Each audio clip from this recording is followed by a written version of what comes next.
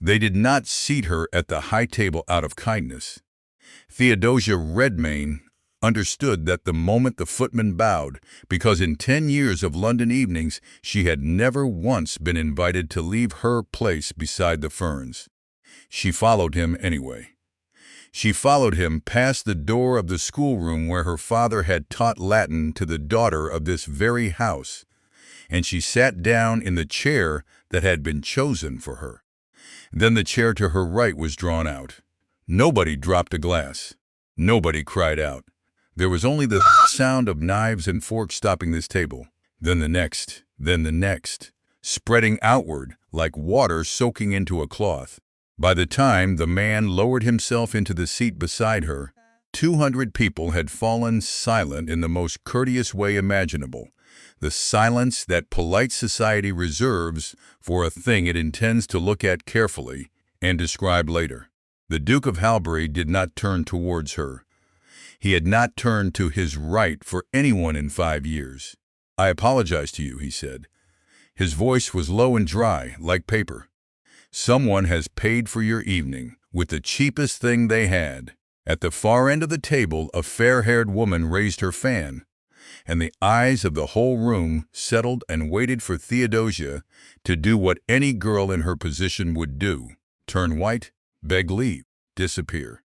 She reached for her water glass and asked him a question. Not a polite question, not a kind one. A question no one in London had ever thought to ask him, and 6 months later, that same question would put her in the dock at Guildhall, in a trial that all England would read word for word. But tonight, all she did was open her mouth. The spring of 1819 was cold and full of talk. The wheat was cheap, and the men who grew it were not. The bank would not pay in gold, and half the kingdom had opinions about when it should. And the papers were so thick with the price of things that a person could read for an hour and come away knowing nothing except that money had gone strange. In Mayfair, this was discussed at dinner in the way weather is discussed, as an inconvenience visited upon people who did not deserve it. In Bloomsbury, where Theodosia Redmayne lived with her aunt on £90 a year, it was discussed in the accounts book. She was 24. Her father had been the Reverend Dr. Ambrose Redmayne, sometime chaplain and tutor to the Earl of Wexcombe, a man who had known 9 languages and the value of none of them, and who had died 4 years ago, leaving his daughter a library, a debt to a bookseller in Holborn, and a name on a list. The list was the important part. It was the Wexcombe visiting list, and Theodosia had been on it since she was 9 years old, in the way that an old servant's pension stays on the ledger long after anyone remembers the service. Every April a card came to the house in Bloomsbury. Every April her aunt exclaimed over it as though it were an honor, and Theodosia went and stood beside the ferns and came home. She had a reason for going now that her aunt did not know about, and it was not sentiment.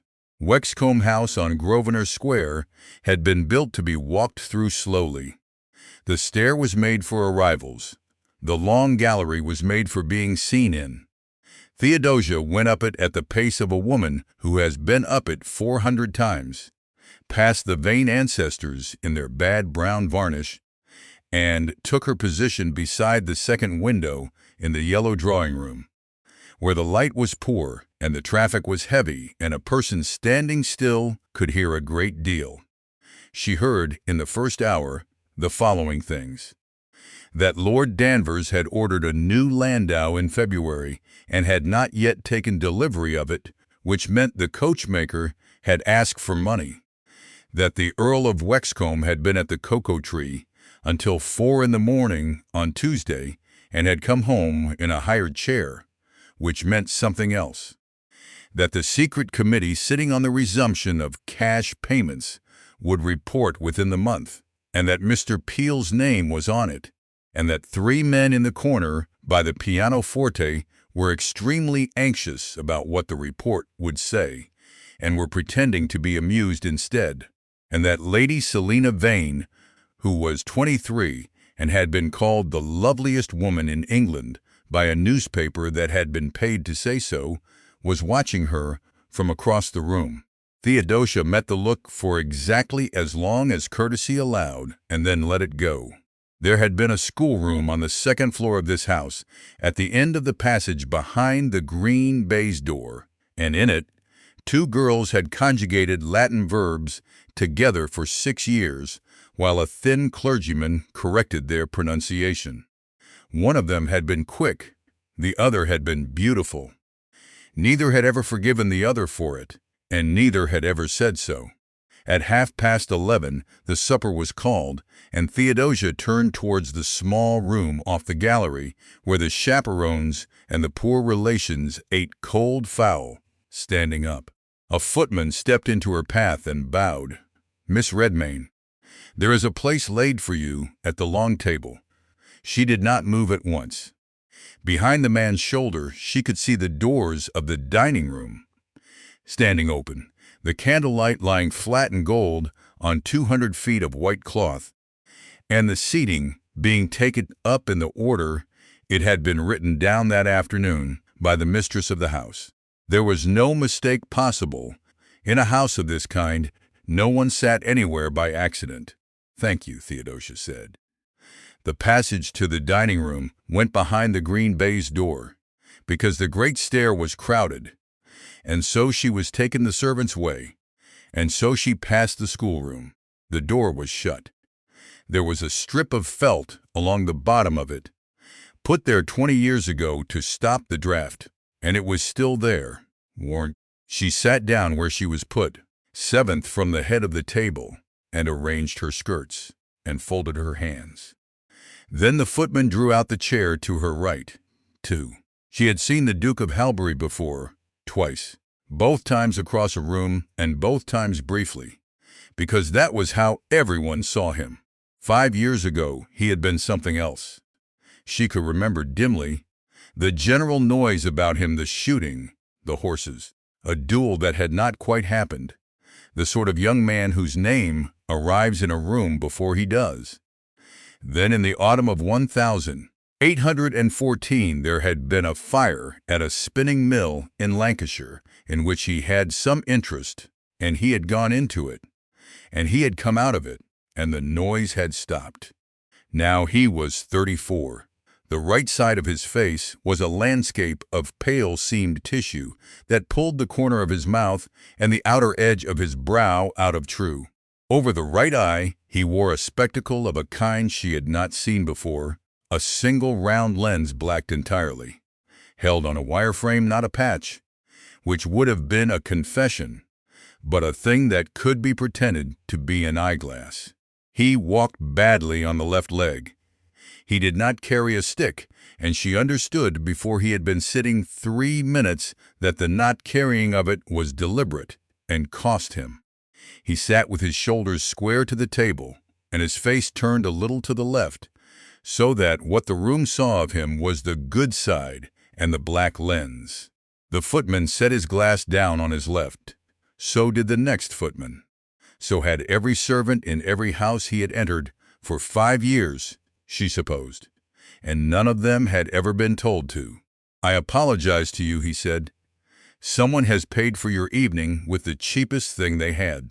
Theodosia looked at the candlestick in front of her for a moment. It was very neatly done, that sentence. It insulted him before anyone else could get to it, which meant it was armor, and it also handed her a graceful exit, which meant it was courtesy. And both together meant he had made this speech before. Probably a great many times. Probably it had a second half he kept ready for, when the woman beside him began to cry. She could weep.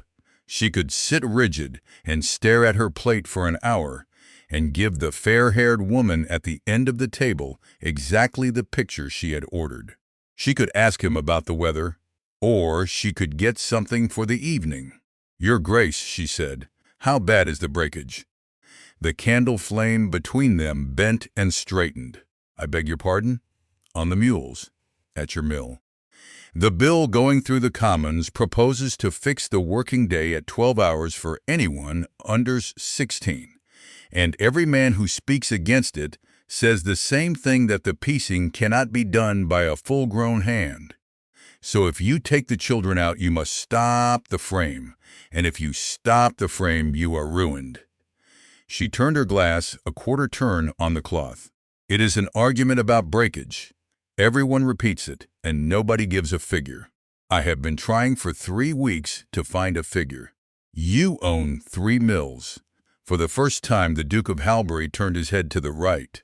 It was not a large movement.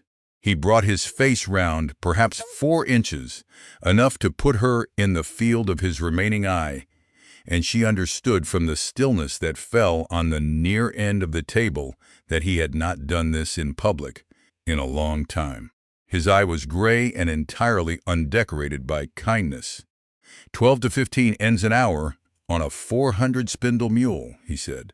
More on the course counts, less if the room is damp, which is why they keep the rooms damp, which is why the children cough. He paused. Nobody gives a figure because the figure does not help either side. 12 to 15 an hour is a great deal of piecing.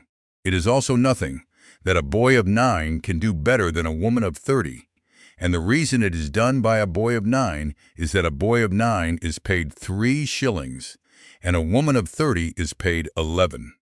Then the argument is not about breakage. The argument has never been about breakage. You could say so. In the house. I have said so in the house. Twice. The scarred side of his mouth moved very slightly. Mrs. Redmayne. Miss Redmayne. Do you know what happens to a duke who stands up in the Lords and says that a manufacturing interest is lying about its own machinery? I imagine he is disliked. He is pitied, said the Duke, which is a good deal more useful to them. Down the table, someone laughed at something, too loudly, in the way people laugh when they have been holding a laugh in reserve, and the thing they were waiting for has failed to happen. Theodosia did not look to see who it was. She had a fair idea. 3. The soup went round, and the fowl went round, and the talk at the near end of the table recovered itself and became, as it always did that spring, a conversation about money conducted by people who had never once said the word. They will report in favor, says a man opposite, with the confidence of the deeply ignorant. The committee, Peel's people. They will report in favor of a return to gold, and we shall all be the better for it, because a note ought to mean something, and at present a note means whatever the bank chooses on the morning.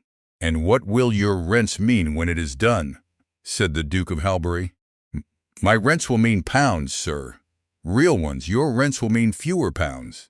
Prices will fall. That is the entire object. Corn will fall. Wool will fall. Everything a tenant sells will fall. And so what a tenant can pay you must fall with it. He set down his glass. But your mortgage was written in the old money and will be paid in the new. You will owe precisely what you owed and be able to find rather less of it. Any man in this room who has borrowed on his land in the last 10 years is about to be squeezed slowly for as long as it takes. The silence that followed had a different quality from the earlier one. It was arithmetical. Theodosia, who had folded her hands again, was doing 2 things at once. She was memorizing the sentence about the old money and the new money, which was the clearest statement of the matter she had heard from anybody. And she was looking at the coat of the gentleman 3 places along on the opposite side, who had said nothing at all during this exchange. Aubrey Danvers, Viscount Danvers, was 31 and had inherited 3 years ago from a cousin who had obliged everyone by dying young. He was handsome in the way of a man who has decided to be, and he was wearing a coat of a very good blue superfine, which Theodosia had seen him wear in this house in October, and which had since been recut at the shoulder and given new buttons. New buttons on a 2-season coat, a landau ordered in February and not delivered in April. Halbury takes a gloomy view, Danvers said pleasantly to the table at large. But then Halbury has manufactures, and manufacturing gentlemen always know how much everything costs. It is quite a study, One meets them at the Board of Trade, and they can tell you the price of 100 weight of anything on earth. That is generally considered an advantage in commerce, said Halberry. Oh, in commerce. Danvers smiled around the table, collecting his audience. I only observed that there is a difference between the man who owns the land and the man who owns the machine. The one is a station, the other is a trade. Very respectable, very useful. But I could not have borne its smoke, you know, and the noise, and one is always at the mercy of a fire. He said it lightly, and he said it perfectly, and the table understood it perfectly, and one or two of them had the grace to look at their plates. Theodosia felt, beside her, the whole weight of the man in the next chair go still. Not tense. Still the particular stillness of something very large deciding on the merits not to move. She spoke into it, calmly, without raising her voice. Lord Danvers, is Hobhouse still your coachmaker? Danvers turned. He had evidently not registered until that moment that she was a person capable of address. I am sorry, miss? Redmayne. It is only that I heard Hobhouse's man in Long Acre had lost 2 commissions this spring. Delays in the delivery. I wondered whether you had found it so. It was nothing. It was a remark about a carriage. But she watched his face while she said it, and she saw the small, quick recalculation behind his eyes, the flick towards who is this, and then towards what does she know, and then towards how much, and she had what she had come for. Hobhouse is an ass, said Danvers, and turned to the woman on his other side. Theodosia reached for her fork. You did that on purpose, said the Duke of Halberry, very quietly, to his plate. Yes. Why? Because he made a joke about fire, she said. And I do not care for people who make jokes about fire. There was a pause of perhaps 4 seconds. That is not the reason, he said. No, Theodosia agreed. It is not the whole of it. 4. At 1 o'clock musicians went back up to the gallery, and the word went round that there would be waltzing. It was 1,819, and the waltz was no longer a scandal. The patronesses had let it into Almack's years ago, and the dowagers had run out of things to say. But it was still the dance in which a man put his hand on a woman's back in front of 200 people. And so it was still the dance that meant something, and everybody rose with the small quickening that meant they knew it. Danvers stood and offered his arm to Lady Selina Vane, and paused as he passed behind Theodosia's chair. You will want the small room, Miss Redmayne, he said kindly. The chaperons take their tea there. His Grace will not require a nurse. Afterwards, she could not have said what she felt. Not shame, exactly. Something colder and older, the flat sensation of a thing arriving that has been on the road a long while. She put her hands on the table to push her chair back. The Duke of Halberry stood up first. He did it without hurry, and he did it badly, because the left leg would not take the weight cleanly, and he did not disguise the fact. He did not look at Danvers. He did not look at anyone. He came round the corner of her chair and stopped, and put out his hand, palm up, and left it there in the air between them where the whole table could see it. Miss Redmayne, he said, will you dance? She thought, quite clearly, he is not doing this for me, and she put her hand into his. They went down the length of the room with the crowd opening in front of them, and she had time on the way to work it out, because it was not difficult, and she had been trained since childhood to notice which way money was pointing. The bill was to be voted in the Commons on Thursday. Halberry had spoken for it twice, and been pitied for it, and the manufacturing interest had spent the spring making certain that everyone understood the Duke of Halberry to be an oddity, a scarred recluse with peculiar notions about children, whose opinions on the working day were the opinions of a damaged man. That was the argument, not the breakage, the man. And on Friday morning, London would not be talking about the working day, or the Duke's peculiar notions, or the 12 to 15 ends an hour. London would be talking about a duke who had waltzed with a nobody at Wexcombe House. They took their place. The violins found the opening bars. "How bad is the leg?" she asked. "It will not turn to the left at speed.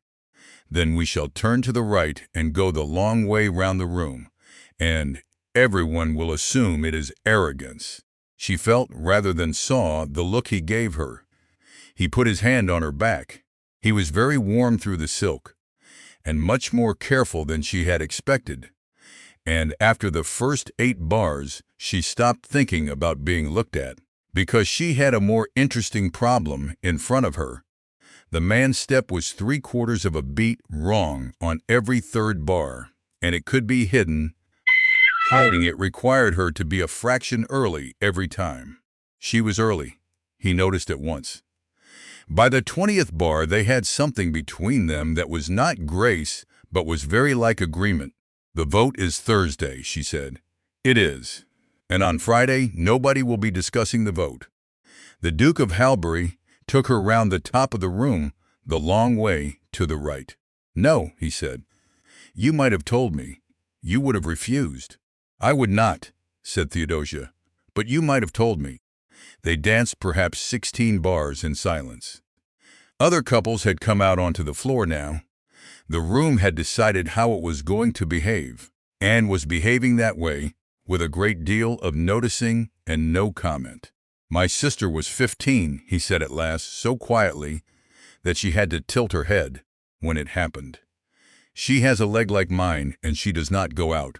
Every one of those men at that table has said something to me about fire at one time or another, and I have let all of it go, because a man in my position who objects is a man who has been wounded twice."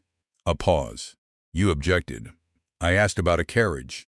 "Miss Redmayne," said the Duke, "I am disfigured, not stupid."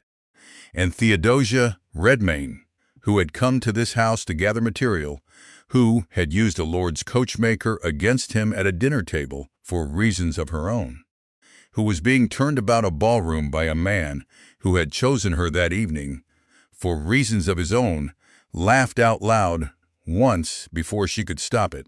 At the edge of the floor, Lady Selina Vane watched them go by, and did not smile, and did not look away. 5. The house in Bloomsbury had 4 rooms and 1 servant, and at 5 o'clock in the morning it had a candle burning in the back parlor. Theodosia had come home at 3 and had not gone to bed. She had taken off the gray silk and put on wool and lit the fire herself, because the girl slept in the attic and it was cruelty to wake her, and she had been writing since 3:10. Mrs. Honoria Duckworth, her mother's sister, 52 years old, and a widow for 19 of them, put her head round the door at 5:30 in a nightcap. "You are still up. I am nearly done. You will ruin your eyes, and then who will read to me?" Her aunt came in, looked at the fire, poked it, and did not look at the desk, which was a courtesy she had been practicing for 2 years. "Was it very bad, my love?"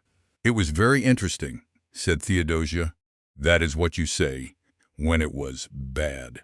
Her aunt went away to make tea, which was her answer to most things, and Theodosia turned the page over and read what she had written. It was 1 sheet. It was not an article exactly. It had no adjectives in it at all. It was a table. Down the left she had put the names of the creditors, and she had put them in the order she had verified them, which was not the order of the amounts. Hobhouse of Long Acre, coachmaker. Elder and Son of Jermyn Street, tailors. A wine merchant. A firm of Bond Street jewelers with a bill outstanding since the McCulmas before last. 2 gentlemen of Chancery Lane who did not advertise themselves as anything, and who lent money at a rate she had set down in the 3rd column to 2 decimal places. Down the right she had put the sums and the dates on which they had fallen due, and beneath them a single line of figures showing what those sums had been worth in 1,815, and what they would be worth if the committee reported as everyone said it would, and gold came back, and prices fell. At the bottom she had written 1 sentence, and she had spent 40 minutes on it, and it read, "The above is offered without comment, as arithmetic requires none." She signed it with the name she had used for 2 years, Cassandra. At 7, she walked to Paternoster Row with the sheet buttoned inside her pelisse, because a hackney cost 18 pence, and she had never in her life taken one for her own convenience. The house of Marable, printer, stood in a court off the Row with a chained-up press yard, and a smell that Theodosia had come to love, which was the smell of lampblack and linseed oil and wet paper, and which she privately thought was what the world would smell like if it were honest. Judith Marable was 47 and had been running the press alone since her husband died. She had ink in the creases of her knuckles that no soap on earth would take out, and she read the sheet standing up twice, holding it at arm's length. "Names," she said. "Verified names. Every one of them will confirm it if asked, because every one of them wants to be paid, and this is the fastest way to get paid. You know what he is." "I know he is a viscount," said Theodosia.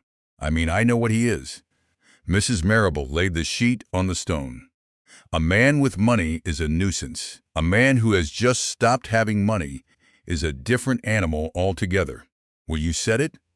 The printer stood a moment with her hand flat on the paper. Theodosia did not press her, because she knew exactly what she was asking and what it was worth.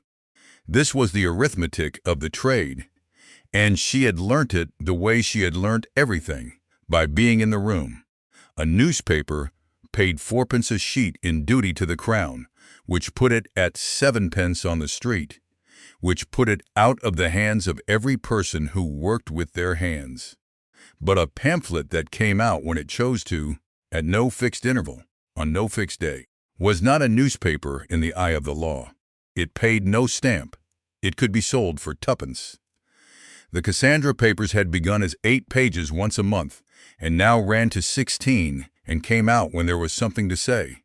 4,000 went out of this yard on a good week and were read. Mrs. Marable estimated by 5 times that number, because they were read aloud. "I will set it," said Mrs. Marable. "Come at 6 and read the proof yourself.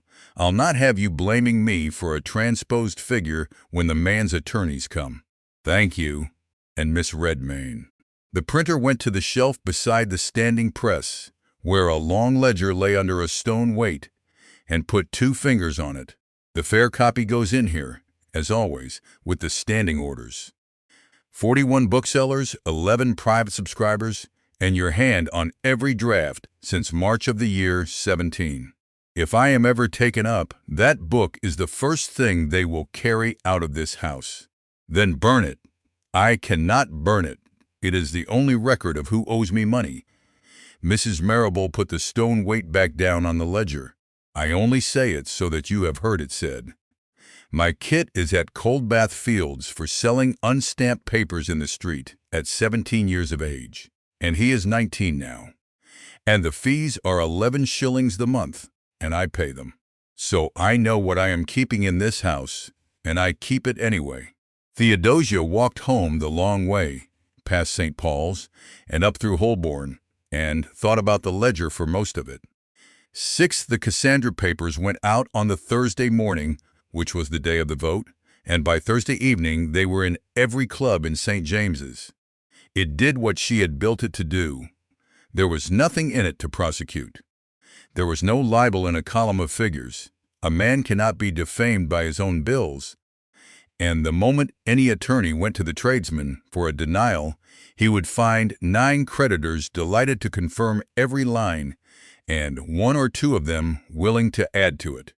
She had written no opinion, so no opinion could be answered. She had made a machine that could only be turned off by paying it. By Friday, the Bond Street jewelers had put a man on Danvers' door. By Saturday, the 2 quiet gentlemen of Chancery Lane had done what quiet gentlemen do when the world learns their client's position, which was to call in the whole of it at once, on the ground that their security had been impaired.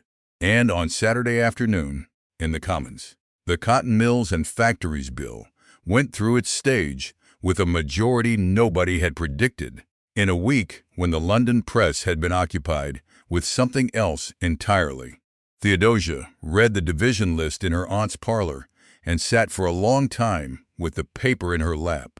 Then she put on her bonnet and went to find the girl. She went because it was the only decent thing left to do.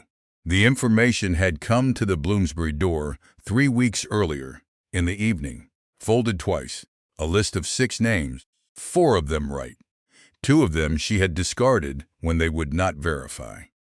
The girl who brought it had been perhaps 19, in a good stuff gown and a plain cap, and had said only that a friend of a friend thought Cassandra ought to have it, and had not waited to be given anything. Now that the thing was printed, that girl was in danger. Somebody in some household was going to be turned off without a character for talking, and Theodosia had £4 put by and a room in the attic, and had spent the walk home from Paternoster Row deciding to offer both. Finding her took 2 days and cost 11 shillings in inquiries. Theodosia was good at this. It was the whole of her trade. On the Monday, she stood at the area railings of a house in Grosvenor Square and watched a girl in a plain cap come up the steps from the kitchen with a basket over her arm, entirely unhurried, entirely unafraid, and go out along the north side of the square towards the poulterers. Best coin, under housemaid, not dismissed, not hiding, not looking over her shoulder in the least degree, because there was no reason on earth for her to look over her shoulder, because she had done exactly what she had been told to do by the mistress of the house. Theodosia stood at the railings of Wexcombe House with her hand on the cold iron and felt the entire structure of the last 3 weeks turn over and set down the other way up. She had not found the information. She had been given it. She had not chosen her moment. Her moment had been chosen 3 weeks in advance by somebody who knew what Cassandra would do with a column of figures and precisely how long she would take. To verify it, somebody who had needed Viscount Danvers ruined and who had needed it not to come from her. And that somebody had also written out the seating for the supper on the 22nd of April, in her own hand, on her own paper, at her own table. Not a joke. Not cruelty for its own sake, though it had been that too, cheaply and gladly. A test. Above her, on the first floor of the house, where she had learnt her Latin, a window stood open to the spring air, and the curtain moved, and did not settle for some time. 7. He came to Bloomsbury on the 6th of May, at 10:30 in the morning, which was the hour at which nobody in Mayfair was awake and everybody in Bloomsbury was. Aunt Honoria opened the door herself, because the girl was out with the linen, and Theodosia heard the whole of it from the back parlor, the pause, the sound her aunt made, the scrape of the mat, and then her aunt's voice pitched 2 notes higher than God had intended, saying that she was sure her niece was at home, and would her grace care to sit down. He did not sit down. There was not, in fact, a chair in the front parlor that Theodosia would have wished a duke to attempt. Miss Redmayne, your grace, may I have 20 minutes, and may your aunt have the kitchen? Aunt Honoria went so quickly that she left her work-basket. He was carrying a folder of the sort attorneys use, tied with tape, and he put it down on the table between them, and did not open it. I want to begin by telling you how I came by this, he said, because you will find out, and I had rather you found out from me. In the autumn of 1817, I engaged a man named Silas Peveril, who edits a paper called the Town Crier, to discover who wrote the Cassandra papers. I paid him £120 a year for 2 years. He gave me your name on the 29th of April, 7 days after Lady Wexcombe's supper. Theodosia stood very still by the fireplace. Why, she said. Because in October of 17, your papers printed 4 columns on the condition of the spinning rooms at Ashton, and there were 3 facts in it that nobody outside that trade could have had, and one of them was wrong, in a way that only somebody very nearly right could have got wrong. He paused. I wanted to know who was that nearly right. I assumed it was a man in the counting house of a rival firm. I have been paying £120 a year for 2 years to be told something I could have discovered by sitting next to you at dinner. And now you have a folder. Now I have a folder, he agreed. And you have the only question that matters, which is what I intend to do with it. And the answer is nothing. I will burn it in your grate if you like. Peveril has been paid off and told the inquiry is closed. Told by whom? By me in writing on the 2nd of May, which is worth precisely what any such a letter is worth, and I would not stake a shilling on it if I were you. Theodosia sat down because her legs had begun to be in argument. Then why come? Because I read the thing you did to Danvers, said the Duke of Halberry, and I have some notion of what it cost to build, and I would like to know what happens to you when it goes wrong. It will not go wrong. There is no libel in a column of. There is no libel in it. There is an unstamped publication sold at 2p out of a yard in Paternoster Row, and there is a printer who is a widow with a son already in Coldbath Fields, and there is you. He put one finger on the folder, lightly. Miss Redmayne, whose name stands at the foot of that paper? She opened her mouth. The law was perfectly clear. Every printed sheet in England carried the printer's name and address at the foot by statute, and the penalty for omitting it was £20 a copy. Mrs. Marrable's name stood at the foot of the Cassandra papers. Mrs. Marrable's name had stood there for 2 years, in 9-point type, above the words Paternoster Row, while the woman who had written every word of it stood nowhere at all. You cannot answer, said Halberry, because you have never once had to. Somebody else's name is on the bottom of everything you have ever made. That is the arrangement she agreed to. I am sure it is. I only observed that you did not make it, the trade made it, and the trade made it a long time before either of you, and you inherited it and have found it convenient.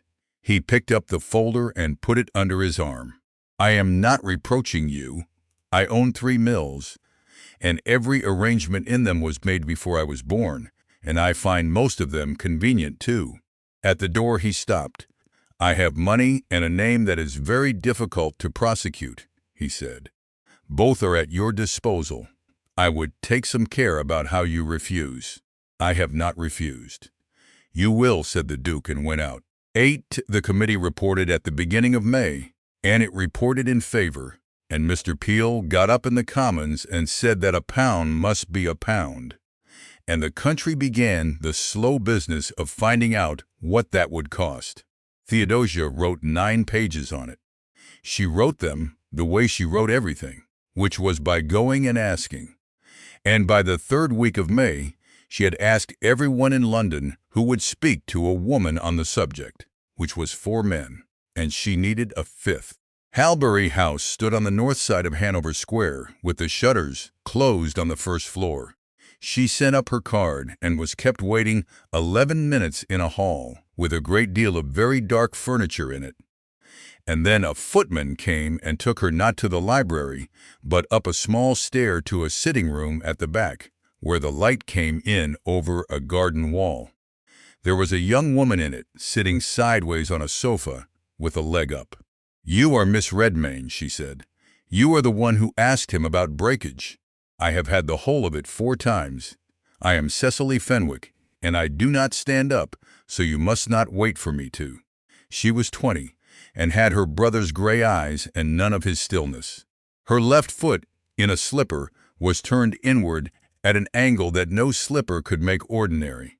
He is at the Board of Trade until 3, Cecily said. You may wait, or you may talk to me, and I warn you that I am far better company and know nearly as much.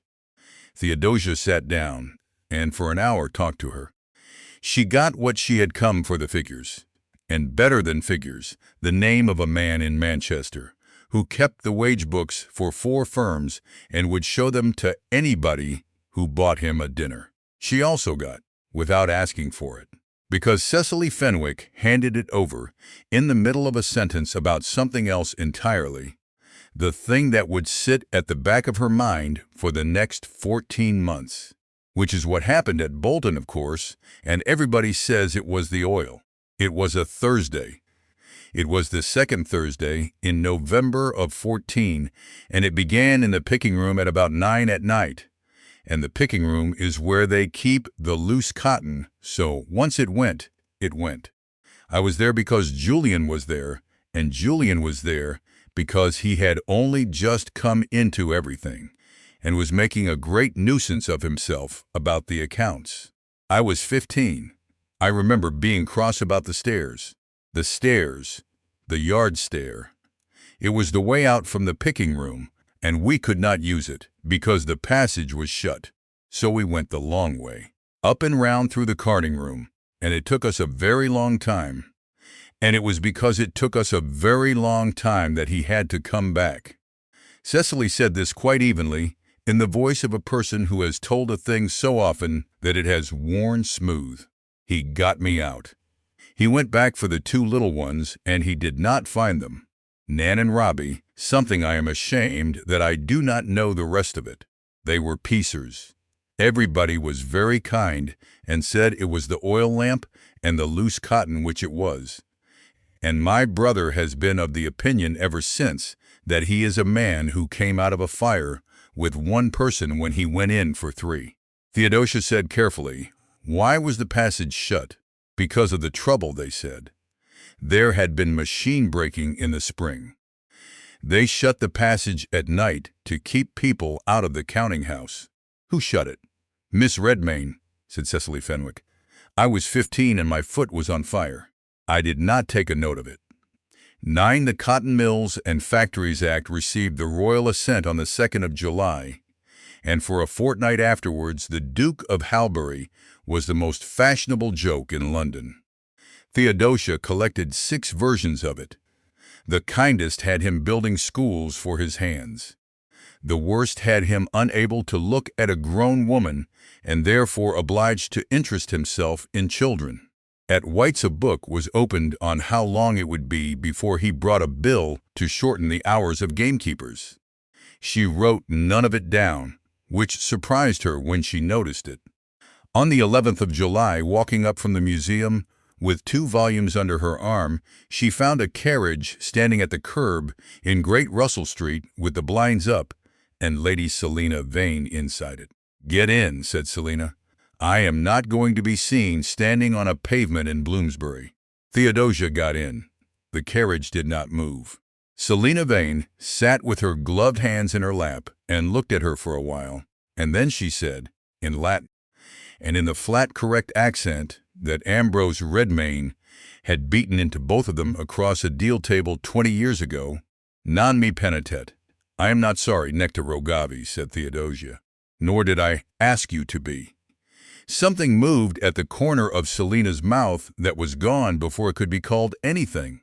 "Bess Coyne is still in the house," she said in English. "She has not been turned off, and she will not be. I want that understood before anything else, because I know what you have been doing with your afternoons, and I would rather you did not waste any more of them. She did what I told her. She will not be punished for it. That is the only decent thing in the whole affair. It is the only decent thing you have found." "Why Danvers?"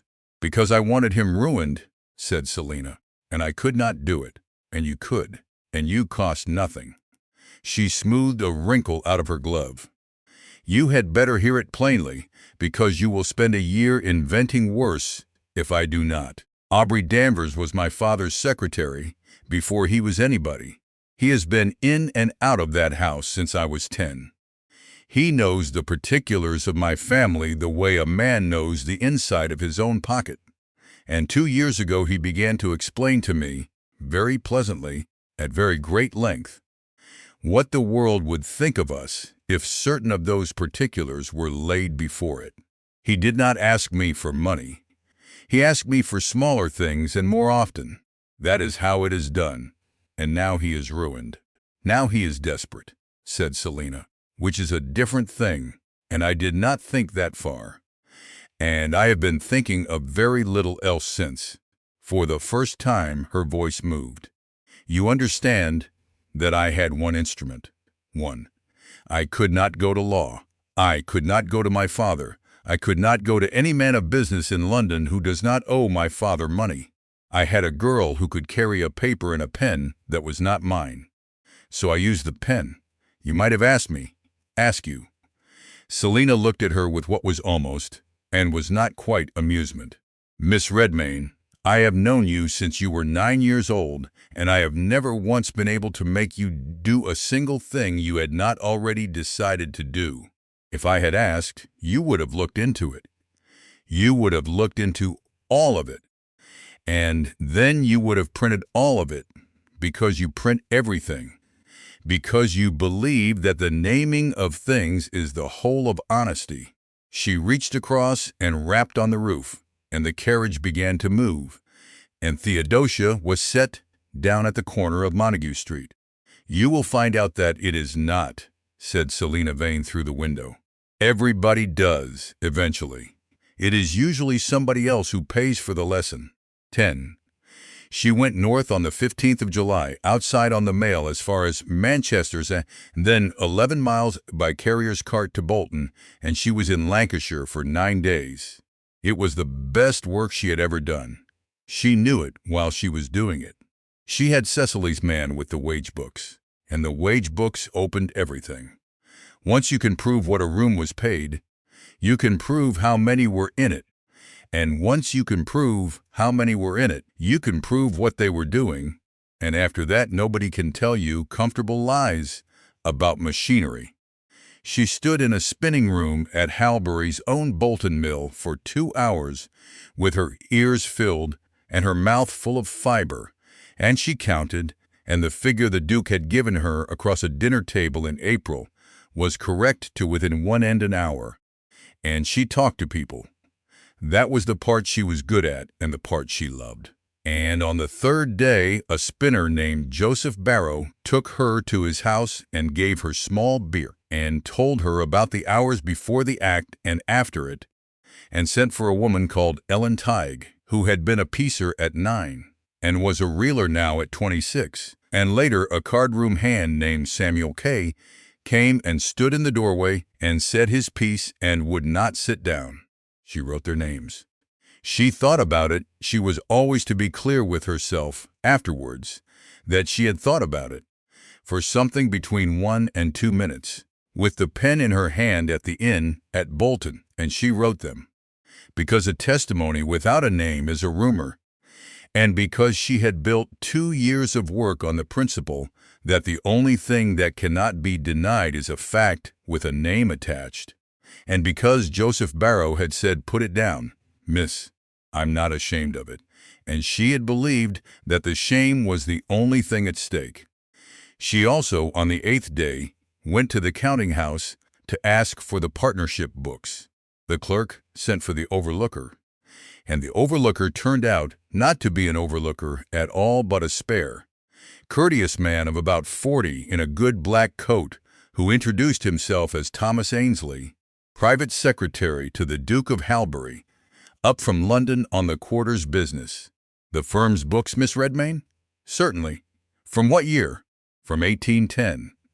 Ainsley's hands were resting one upon the other on the counter, and they went on, resting one upon the other.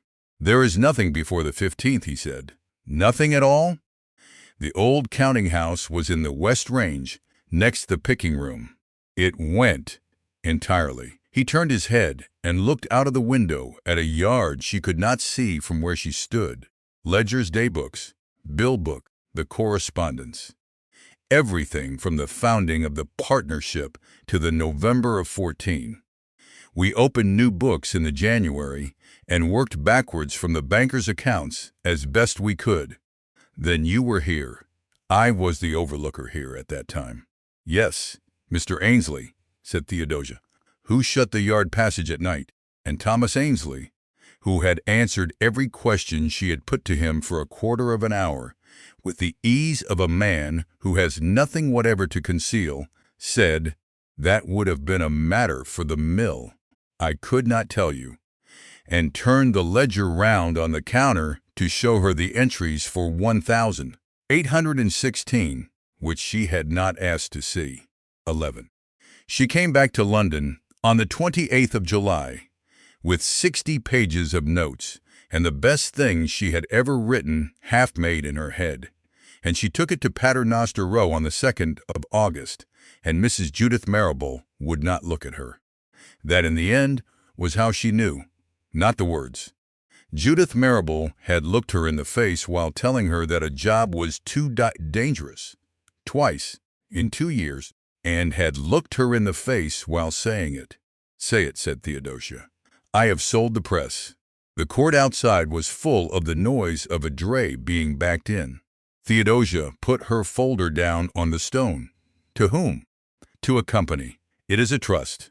There are 3 names on the deed, and all 3 of them are attorneys." Mrs. Marrable's ink-black knuckles were white over them. "I am kept on. The wages are better than I ever paid myself. Nothing is to change. That is the word I was given. Nothing whatever is to change." "Judith, to whom?" "I don't know," said Mrs. Marrable. "But I know who came first."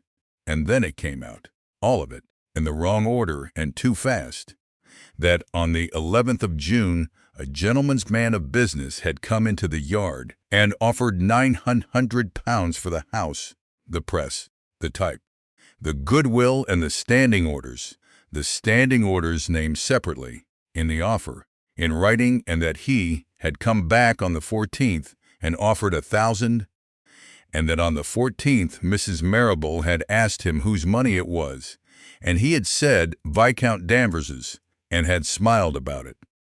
And on the 16th the attorneys came, she said, and offered 1,200, and I took it inside the hour, and I did not ask them anything at all, because I am a widow of 47 with a son in a house of correction, and I know when I am being got out of a burning building.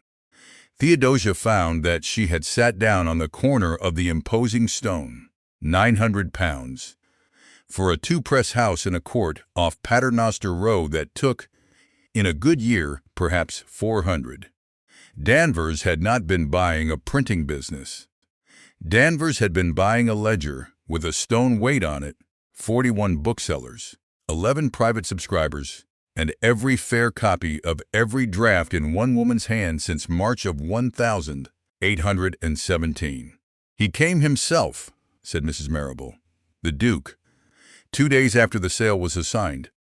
He stood where you are standing, and he asked to see the standing order book, and he read it, and he put it back under the stone, and he said that it was to stay in this house, and that I was to go on keeping it exactly as I had always kept it, because if it stopped it would be noticed."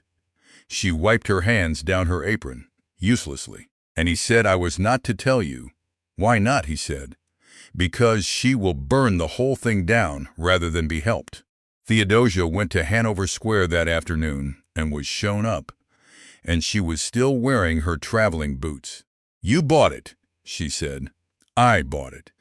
The Duke of Halbury was standing at the window with his back to the room, and he did not turn round. On the 16th of June, through Slater and Coyne, for £1,200. Danvers had bid 1,000 2 days earlier. I did not outbid him by very much because I did not want it to look like a rescue in the price. "You had no right." "I had a bill of sale." "You had no right." "No," he said. "I had no right. I had 4 days and a man in Chancery Lane telling me that Danvers's people were drawing the conveyance, and I did the only thing I know how to do, which is to buy the thing before somebody else does. I have done it my whole life. I did it with 2 farms last spring, and a canal share in March, and I did it with your press in June, and it is the same motion each time, and I did not stop to think whether it was the same thing." He turned round then. "Ask me what I read in that book." "I do not want to." "Ask me, what did you read in it?" said Theodosia. 11 private subscribers, of whom 4 are in the House of Lords, and 41 booksellers, of whom 9 are in Manchester and Leeds and Sheffield, and would go to prison for you, said the Duke, "and a fair copy of everything you have written since the March of 17.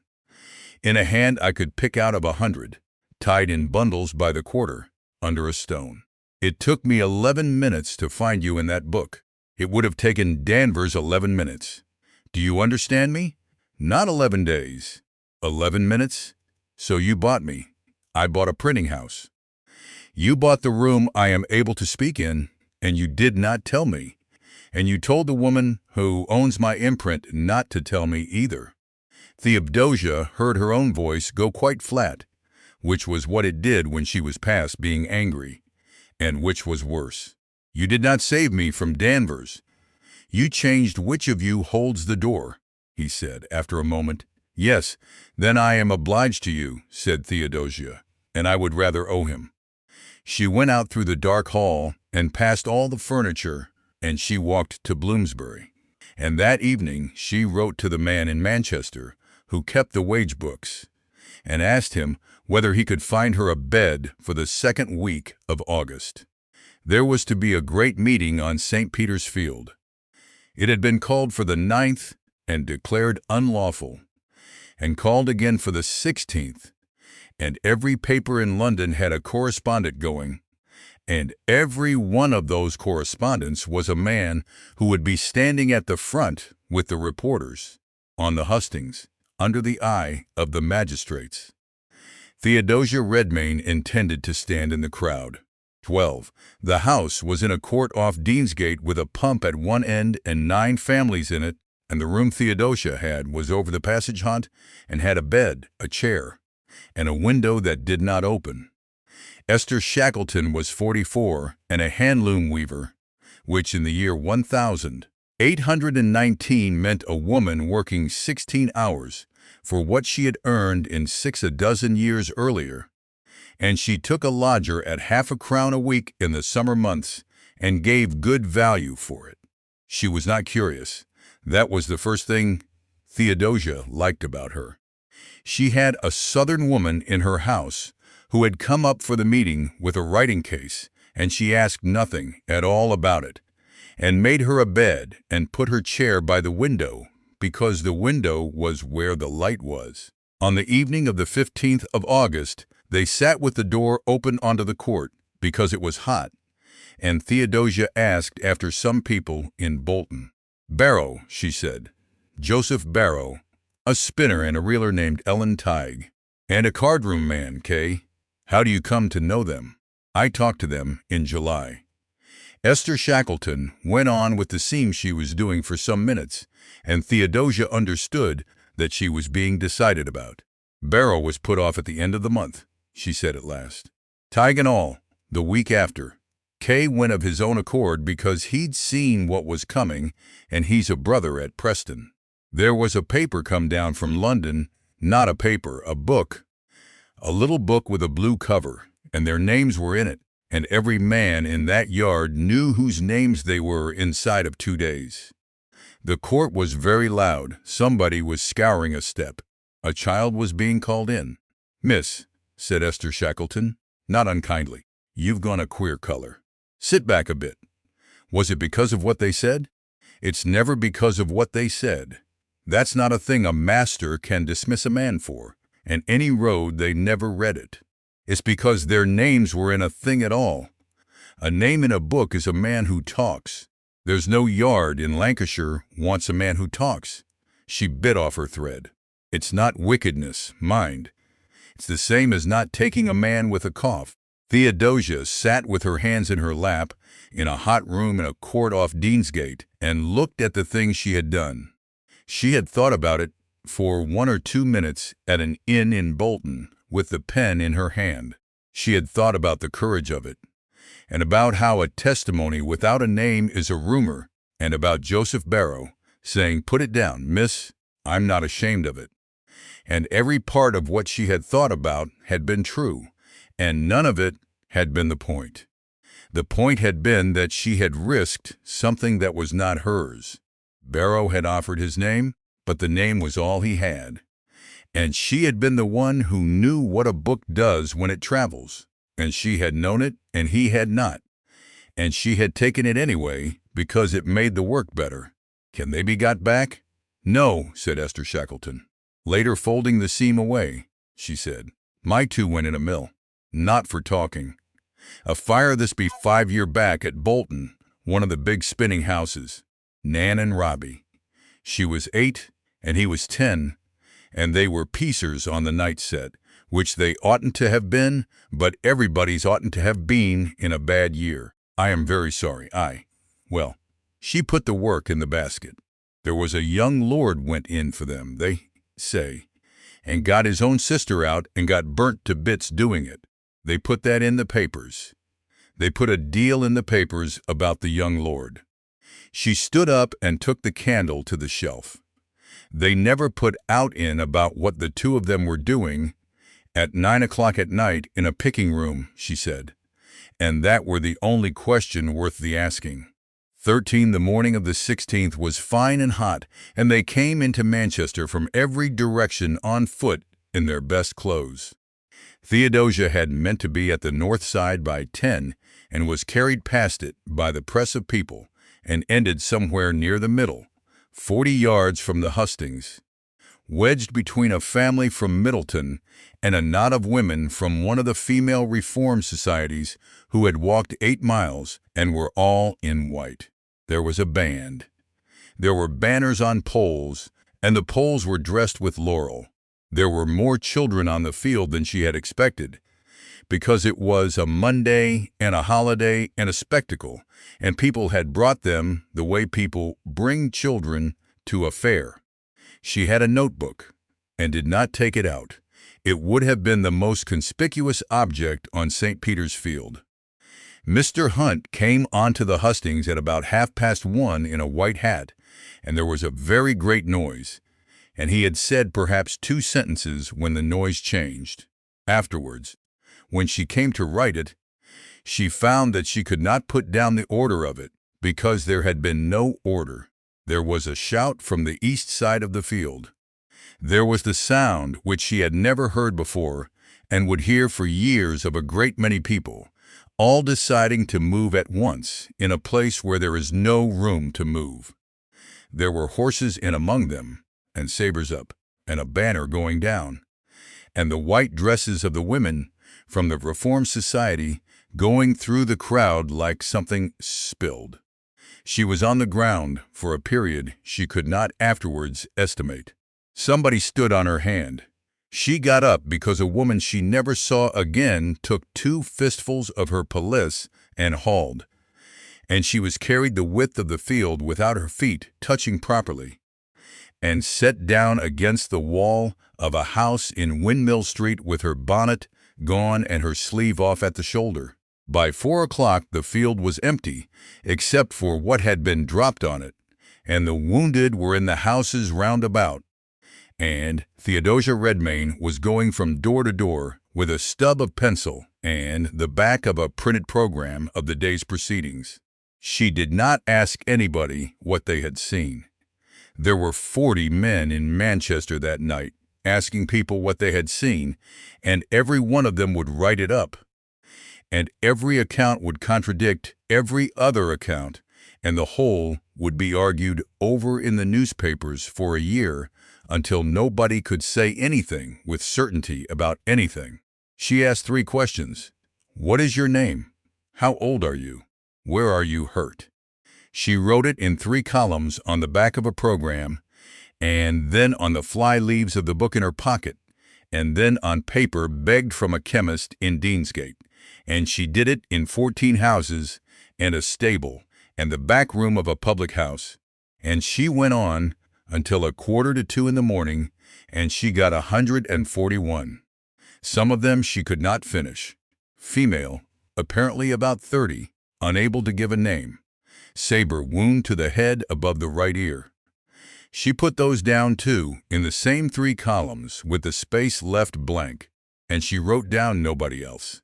Not one constable, not one yeoman, not one magistrate, not one of the people who had told her which house to try next, not the woman who had pulled her up by the police, not Esther Shackleton, in whose house she sat writing until 2 in the morning with her hand shaking.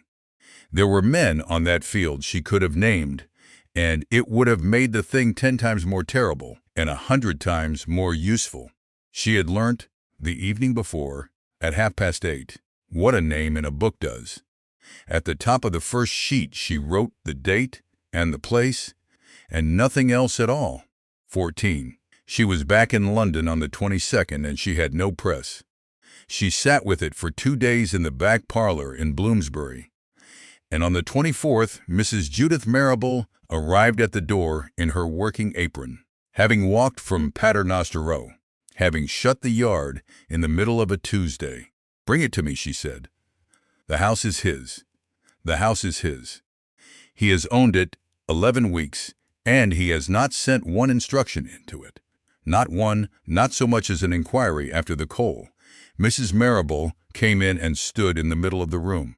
"I have printed 2 things for the Society for the Suppression of Vice and a hymn book, and 40,000 of a thing that says the Bank of England is a swindle, and no word has come. If he wanted a hand on the door, he has had 11 weeks to put it there. And if he puts it there when he sees this, then he puts it there when he sees this," said Judith Marrable. "And you and I will have printed it first." They said it in 3 days. Theodosia read every proof herself, standing at the stone, because a transposed figure in a column of ages would have been the end of the whole thing, and she knew it.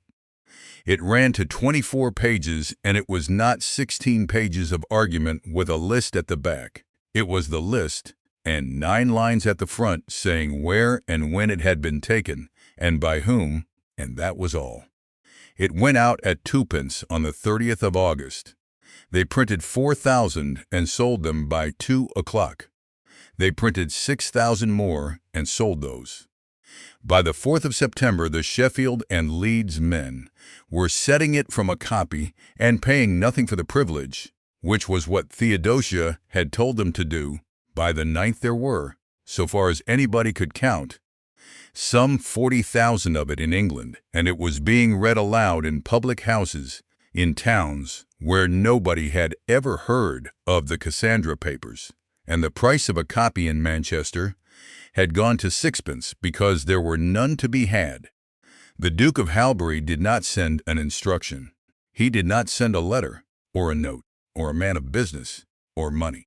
He did not call in Hanover Square or Bloomsbury. Theodosia spent the first week of September waiting for it, and the second week of September being angry that there was nothing to be angry at. And somewhere towards the end of the 3rd week, she understood what it was that he had done, which was nothing, deliberately, for 21 days, at some cost. She did not write to him. She did not know how to write the letter that says, "I see it," without also writing the letter that says, "And I was wrong on the 2nd of August." And she was not able to write that one yet. On the 6th of September, a footman in blue livery came into the yard at Paternoster Row and bought 200 copies at 2d, and paid in gold, and had them carried out to a carriage. Mrs. Marrable, who had eyes, sent the boy after it. "Grosvenor Square," she reported, "Wexcombe House." And he'd not been in 10 minutes before they'd a fire going in the back kitchen in September, and the boy stopped and watched till they'd done, and it was the lot, all 200. Theodosia stood in the yard with a proof in her hand and thought about a carriage in Great Russell Street, and a woman saying you print everything, and could make nothing of it whatever. 200 copies burnt was 200 copies bought. Selina Vane had paid £1 13 and 4d in gold to destroy an edition that was already in 40,000 hands, and she had done it in the one place in London where every servant in the house would see her do it. 15. The autumn was very quiet, and Theodosia mistook that for safety, which was the second serious error she made that year. The government did not prosecute in September. It did not prosecute in October. It let the thing run, and it read it, and towards the end of November, the Attorney General filed an information ex officio in the Court of King's Bench. It was a beautiful piece of work. She could see that even at the time, in the same way that one can admire a trap while standing in it. And information ex officio did not require a grand jury. The Attorney General laid it himself, on his own authority, and it went to trial when he chose. It named the publication, and it recited 11 passages, and it alleged that they were published with intent to bring the government and the magistracy into hatred and contempt. And it named, as defendant, the person whose name stood at the foot of every page, Judith Marrable, printer of Paternoster Row, in the parish of St. Faith, widow. They came for her on the 29th of November, in the afternoon, in rain.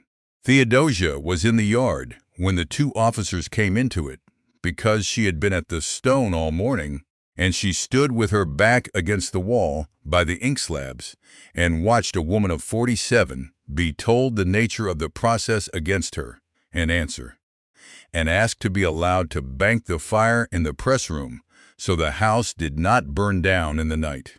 They allowed it. They were not unkind. That was somehow the worst of it. The officers were civil and gave her time to fetch her shawl, and one of them carried the box. At the entry to the court, Mrs. Marrable stopped and looked back. She did not look at Theodosia.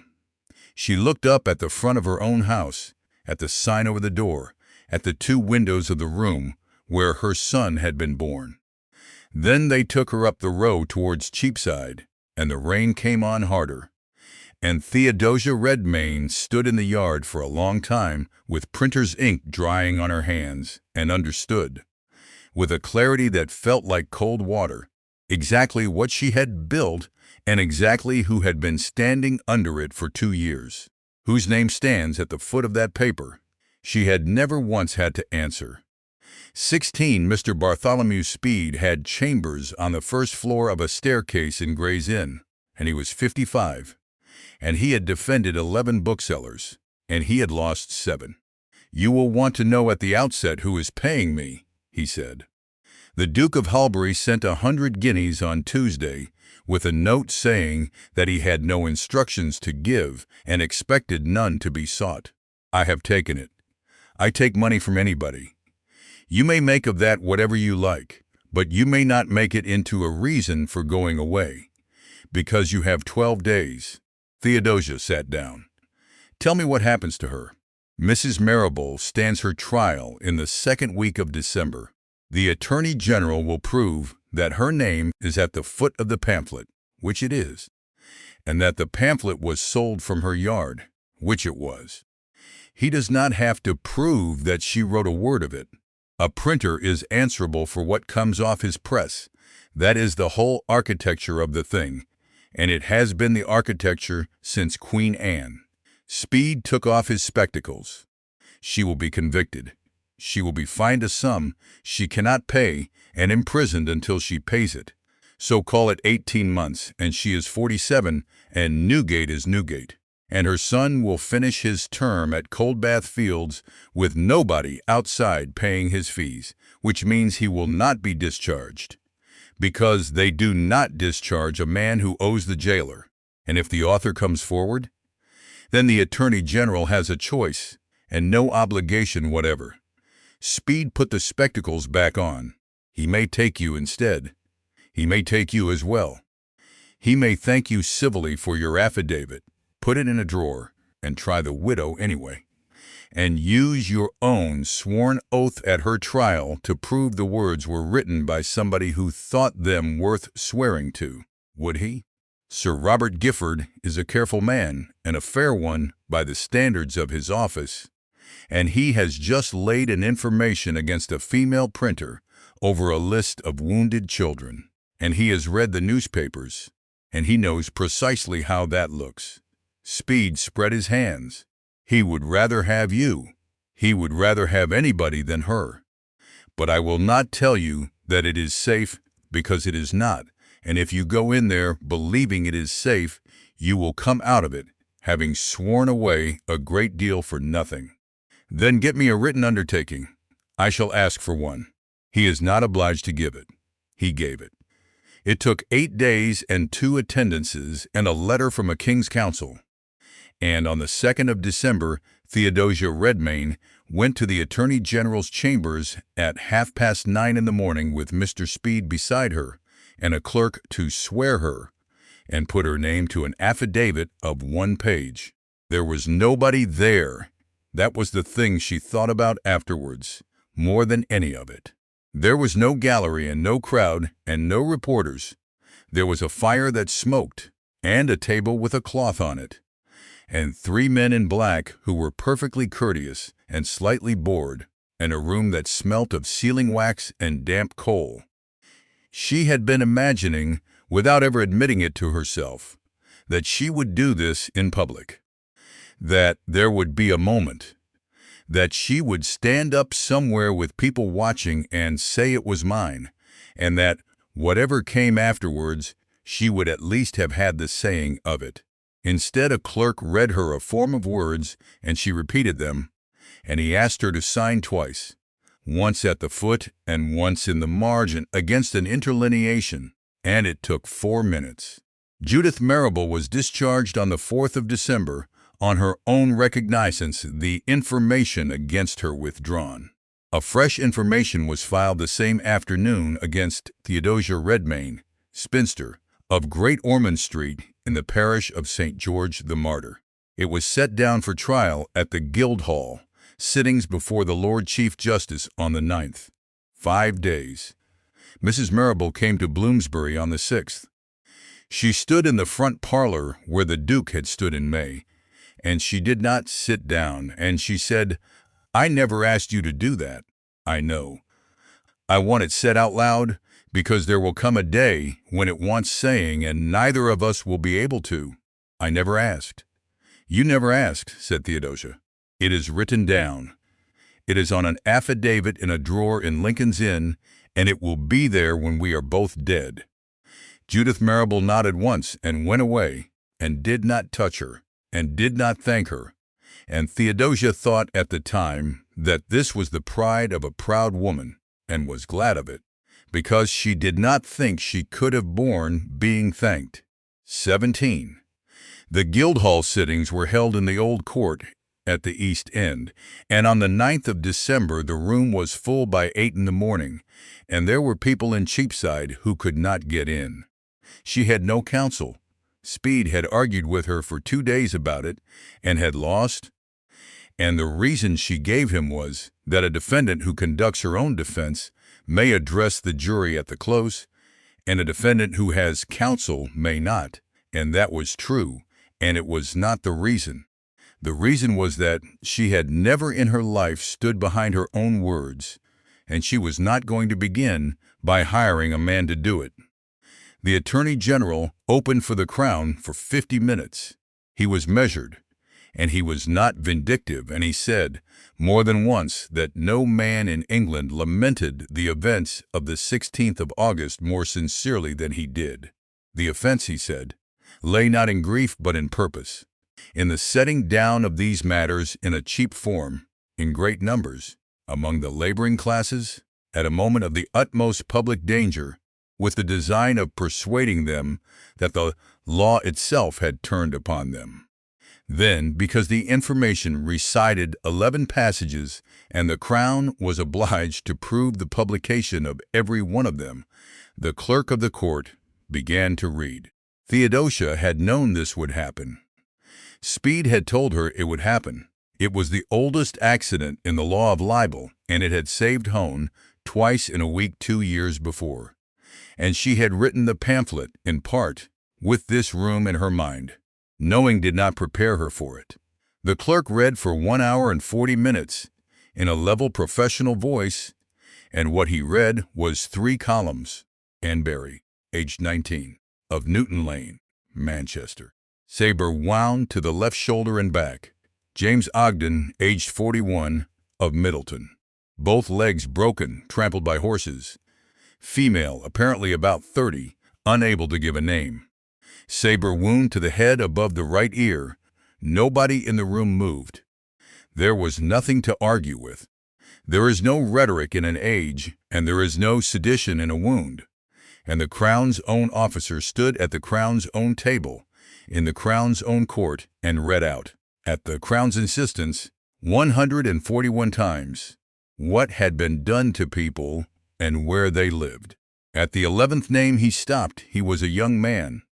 He was perhaps 23, and he had a good clear voice, and he had been reading steadily. And at the 11th entry, a boy of 11, of Failsworth, a fractured skull.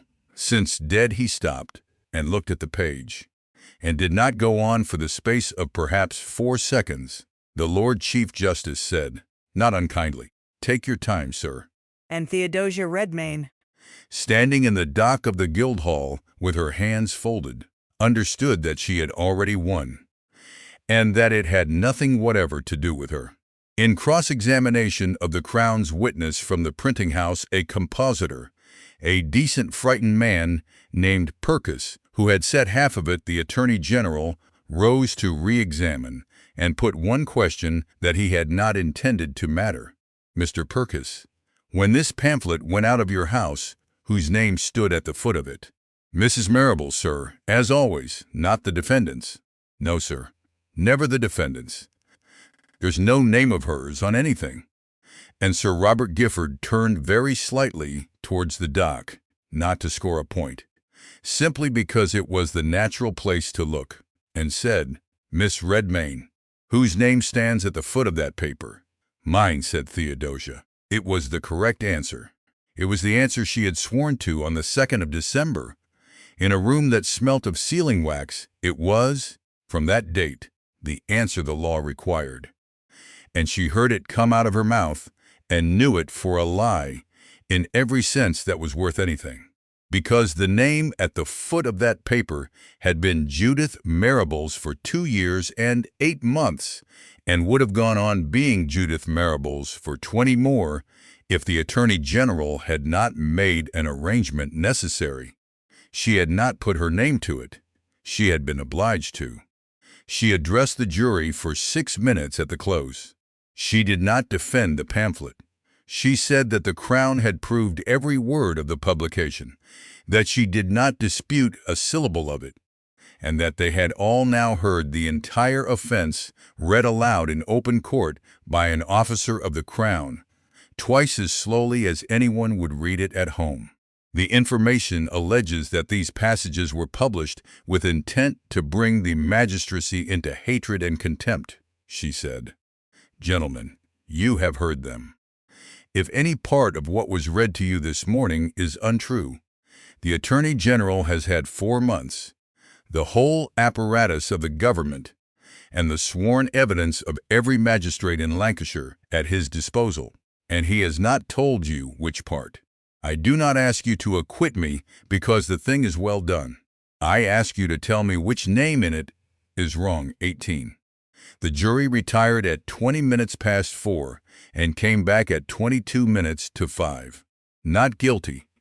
What happened afterwards happened very fast, and she had almost no part in it.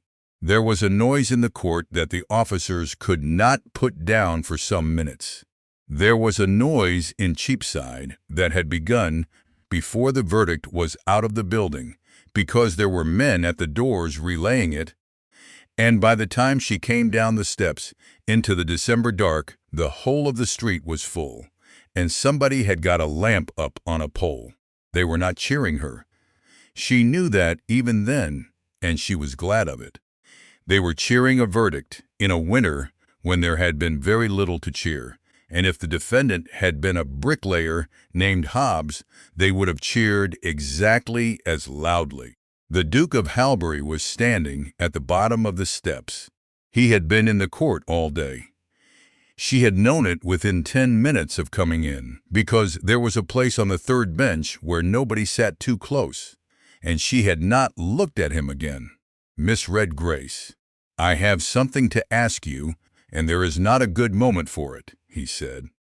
"And I have concluded that there will never be a good moment, and that I am a coward who has been waiting for one since April."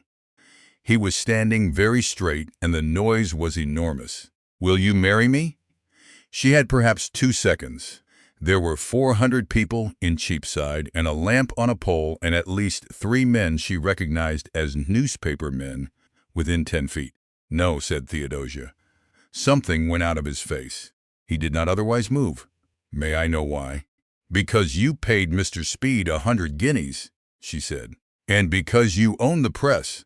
And because if I say yes on this step, in front of these people, then everything I have written and everything I ever write afterwards will have been bought by you, not in their eyes, in mine. I would know. I would be checking for the rest of my life whether a thing was true or whether it was true and convenient. Her voice was steadier than she had any right to expect. You did not put your hand on the door in August. It was the finest thing anybody has ever done for me, and you did it by doing nothing, and I have not thanked you, and I am thanking you now. But you have to let me keep the not being owned. It is the whole of what I have. The Duke of Halberry stood in the light of a lamp on a pole with 400 people shouting behind him. That is a good reason, he said at last. I dislike it very much.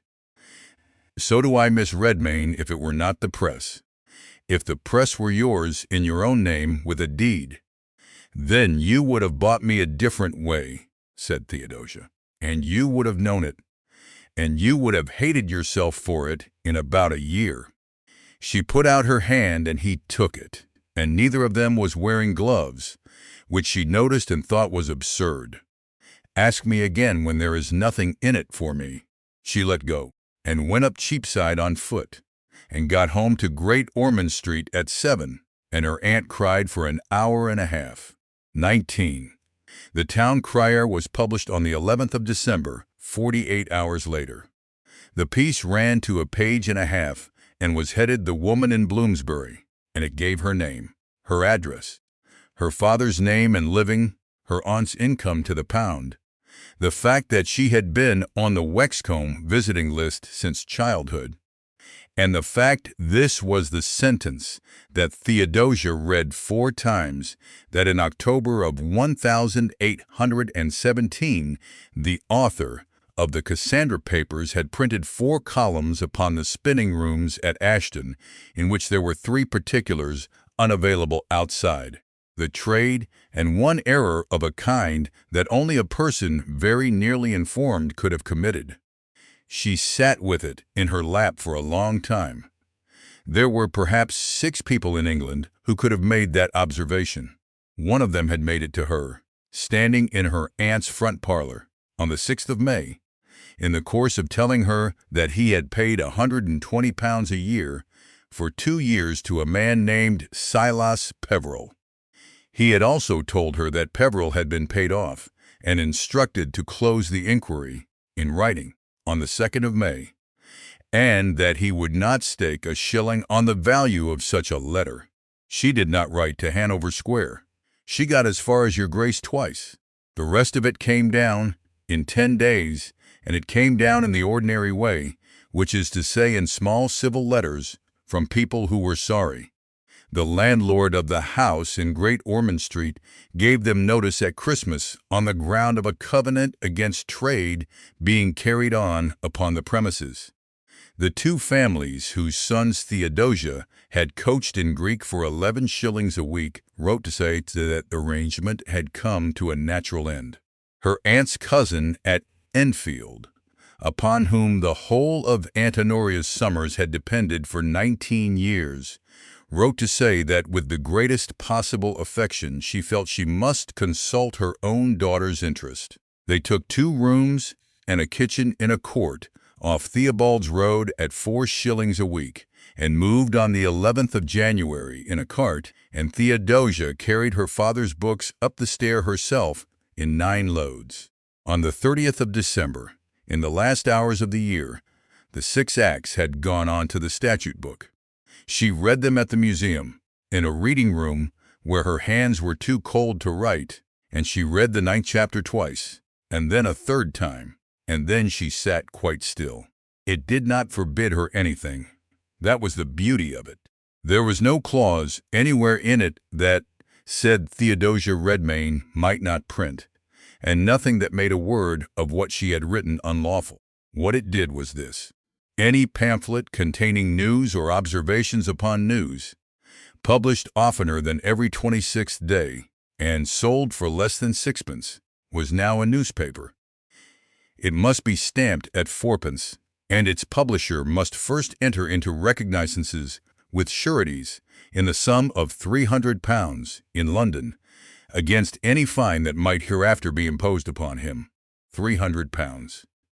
She could keep her price at twopence and find £300, which she did not have, and could not borrow, and which precisely one man of her acquaintance could produce out of a drawer. Or she could put her price up to sixpence and be perfectly free and perfectly lawful, and be read by exactly the people who had been reading her in the clubs of St. James's, and by not one soul in a spinning room in Bolton, because sixpence was half a day for a piecer and a quarter of a day for her father. The act did not silence her, it priced her. She was still sitting there when they lit the lamps, and it was in that reading room, with her hands too cold to hold a pen, that she first put the two things side by side and looked at them. A government that had taken 4 months to answer a list of 141 names, and had answered it not with a denial, but with a schedule of duties, and a young man of 23 in a black gown stopping for 4 seconds at the 11th entry. She had won the case and lost the country in 21 days. On the 29th of January, the king died at Windsor, having been mad for 10 years and blind for 6, and the kingdom went into mourning. For a fortnight, the newspapers printed nothing but the funeral, the accession, the arrangements at Windsor, the black cloth, the sermons. For a fortnight, nobody in England said the word Peterloo aloud in print. The trial at the Guildhall, which on the 10th of December had been the only subject in London, was by the 12th of February a thing that people had a vague sense of having read about in the winter. In the first week of February, a card came to the 2 rooms off Theobald's Road, addressed to Mrs. Honoria Duckworth, inquiring after her health and hoping that she was comfortably settled. It was from Lady Selina Vane. It was, so far as Theodosia was ever able to establish, the only piece of paper of any kind that came to her aunt from anybody in Mayfair between the 11th of December and the following August, and her aunt kept it on the shelf, propped against the tea-caddy, for 11 months. 20. On the night of the 23rd of February, a party of officers went into a hayloft over a stable in Cato Street, off the Edgware Road, and found in it 24 men, a quantity of pistols and cutlasses, and a plan to murder the whole of His Majesty's cabinet at dinner in Grosvenor Square. There was a fight on the ladder. A constable named Smithers was killed. 9 men were taken that night, and the rest within the week, and by the end of the month it had come out that the government had known about the business for 2 months, because there had been a man inside it the whole time who was being paid. London went out of its senses for a fortnight. Theodosia understood the temperature of it perfectly, because she had spent 2 years learning to read exactly this: the moment at which fear stops being a private thing and becomes a currency. Men who in December had been laughing about the 6 acts were in March explaining that they had always said something of the sort would be necessary. Booksellers who had sold 40,000 of a list of wounded children took the remaining stock off the counter and put it in the back room and then out of the back room. On the 4th of March, the Town Crier printed a page and a half under the heading Certain Correspondence. It gave 3 letters. They were dated the previous November and December. They were addressed to a person in Manchester and forwarded, and they were signed Cassandra. They spoke of the necessity of an example, and of the 23rd being as good a day as any, and one of them contained a sentence about how a list of names had proved insufficient. Mr. Peveril printed them with a facsimile of the hand, engraved in line, across the foot of the 2nd column. Theodosia looked at it for a long while under the window in the 2 rooms off Theobald's Road. And what she felt first was not fear. It was the particular sick recognition of a workman looking at another workman's job. The hand was hers, not an imitation of hers, the Greek E. The ascenders that leaned back when she was writing fast, the way she never closed the loop of a G. Somebody had had a great deal of her writing in front of them for a long time and had not copied it but quarried it, taking a word here and a phrase there, cutting and joining, so that every stroke on that page was a stroke she had made with her own hand on some morning she could no longer remember, arranged into sentences she had never written in her life. No information was laid. No officer came to Theobald's Road. The Attorney General did not so much as write a letter, and Mr. Speed, when she went to him, said what she had already worked out for herself, that the letters could not be proved, that the persons they were addressed to did not exist, that any competent counsel would have them thrown out in an afternoon, and that this was entirely beside the point. They do not want you tried, he said. They tried you in December, and it went badly. This is cheaper. By the middle of March, she had been refused by 13 printing houses. She was refused politely by 10 of them, and rudely by 2, and the 13th. An old man in Clerkenwell, who had printed for Hone in the bad years and had a bad chest, and no fear left in him at all, sat her down and gave her tea and explained the position like an arithmetic lesson. I'd print your list again tomorrow. I'd print it Sunday. That's a matter of what I think, and I don't mind going to jail for what I think. He set down his cup. But it isn't what I think anymore, is it? It's a hayloft in Cato Street. If your name comes off my press, and any man anywhere in England picks up a cutlass, in the next 2 years, they'll have my type in a cart and my boy in the dock, and they won't need a jury for it. Because no jury in England is going to sit through a fortnight of pistols and murdered constables, and then acquit the man who printed for the Cato Street woman. I am not the Cato Street woman. No, he agreed. But there isn't a word for what you are, and there's a word for that, and the word's been printed. 21, she went to Paternoster Row on the 20th of March. She had been avoiding it, and she had told herself the reason was pride, and had known while telling herself so that the reason was arithmetic. There was one house in England that would certainly print for her, and it was owned by the Duke of Halbury, and she had refused him on the steps of the Guildhall in front of 400 people. The yard was busy. There was a dray in it. The press-room door was open, and she could hear the barrow going. Judith Marrable came out into the court, wiping her hands, and saw her, and stopped where she was, and did not come any nearer. And Theodosia, who had walked the whole way from Theobald's Road, composing a sentence about the ledger and the fair copies, and how somebody must have got into the house, said nothing at all, because she was looking at a woman standing 8 feet away with her hands in a rag, unable to come forward. How long, she said. Since the 2nd week of January. Judith. They came on a Tuesday. 2 of them. Mrs. Marrable's voice was quite ordinary, which was the worst of it. She might have been giving an account of a delivery of paper. One was from the Home Office, and he showed me a paper, and the other one was Lord Danvers's man, and he did not show me anything. They asked for the standing order book and everything under the stone. I said it was not mine to give, that the house was sold, and the goodwill with it. And they said the goodwill was sold, and the paper in it was not. And I dare say that is nonsense. And I dare say if I had gone to an attorney, he would have told me so. I did not go to an attorney. Why? Because they had already been to Coldbath Fields, said Judith Marrable. The dray went out of the court, and the noise of it went off up the row, and the yard was very quiet. His fees are 11 shillings the month, and I have never once been behindhand. 19 months. 209 shillings out of a house that takes 400 a year.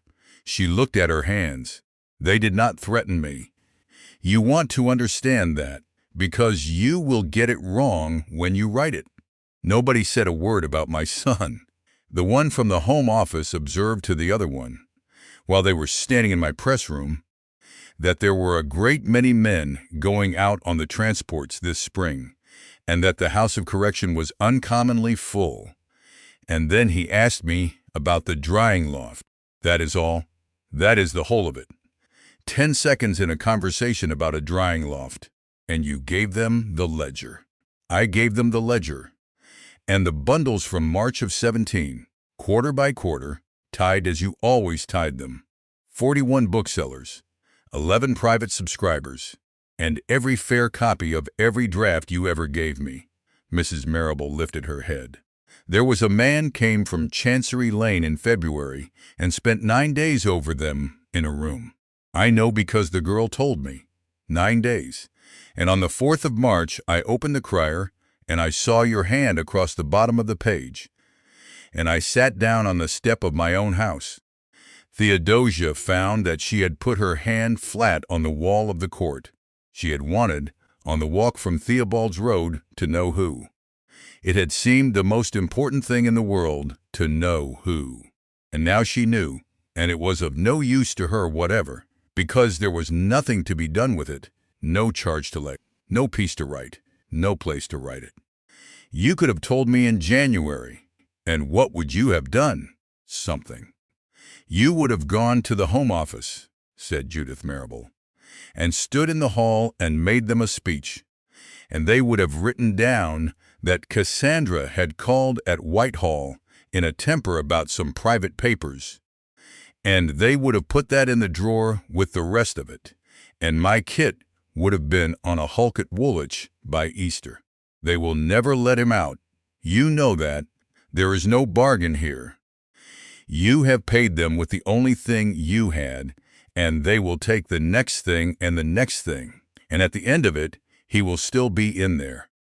I know, said Mrs. Marrable. Then why? Because every month is a month.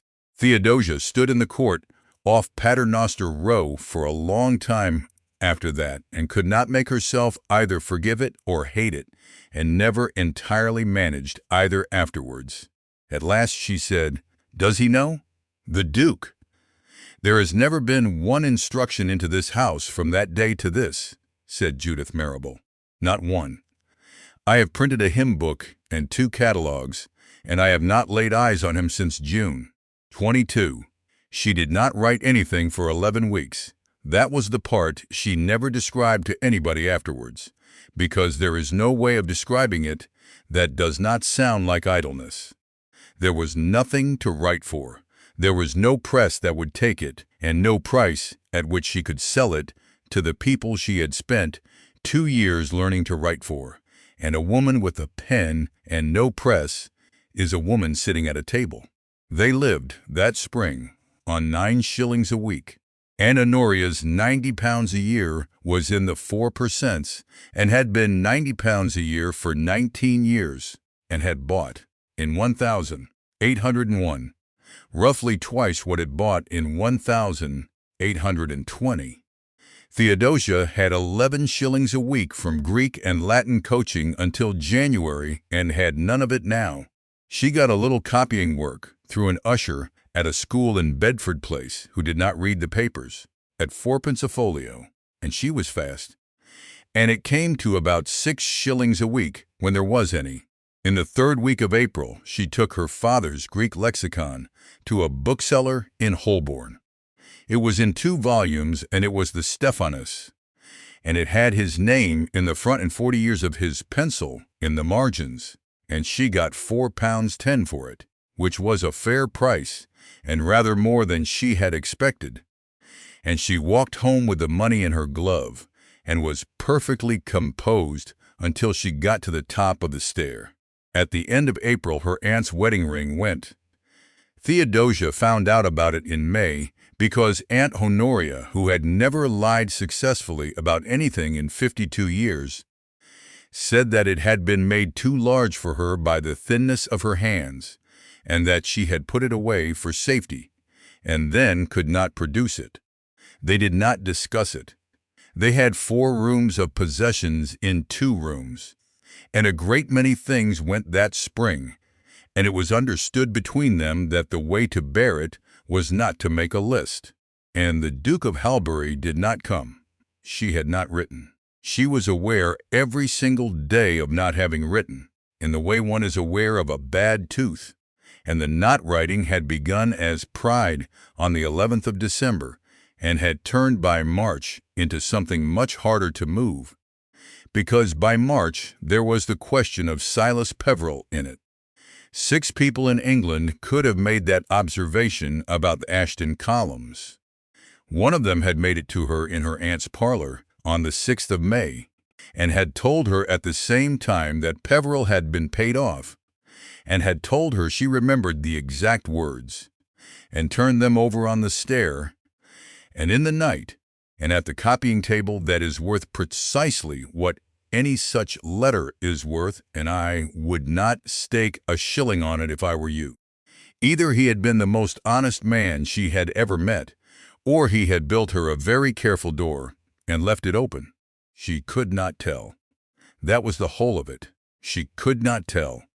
And there was no way to find out that did not involve going to Hanover Square and asking, and she could not go to Hanover Square and ask, because she had refused him in front of 400 people and had told him to come back when there was nothing in it for her, and to arrive at his door in amended police with 9 shillings a week, and a question about his honor was to arrive with everything in it for her.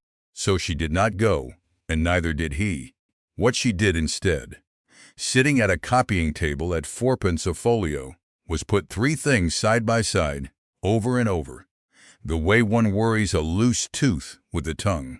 Aubrey Danvers, ruined in April of 1819 by a column of figures, had spent £900 in June to buy a printing house he did not want, and 1,000 2 days later, and had sent a man to Coldbath Fields in January, and had paid somebody in Chancery Lane to spend 9 days quarrying 2 years of her handwriting, all to answer a paper that had told the world he owed money. Nobody does that about money. A ruined man goes abroad. A ruined man marries an heiress, or shoots himself, or takes a place in the colonies. A ruined man does not spend £2,000 he has not got, and buy a spy in a prison, and forge a correspondence with the Cato Street conspirators, in order to silence a woman who has published a list of his tailors. He was not protecting his credit. He had had no credit since the April before. He was protecting something that had a rope at the end of it. And Aubrey Danvers had been the Earl of Wexcombe's private secretary from about 1810 until the cousin died and made him a viscount in 1816. Selina Vane had said it in a carriage in Great Russell Street in July. He has been in and out of that house since I was 10, and Wexcombe was Vane of Fenwick and Vane, spinners, of Bolton.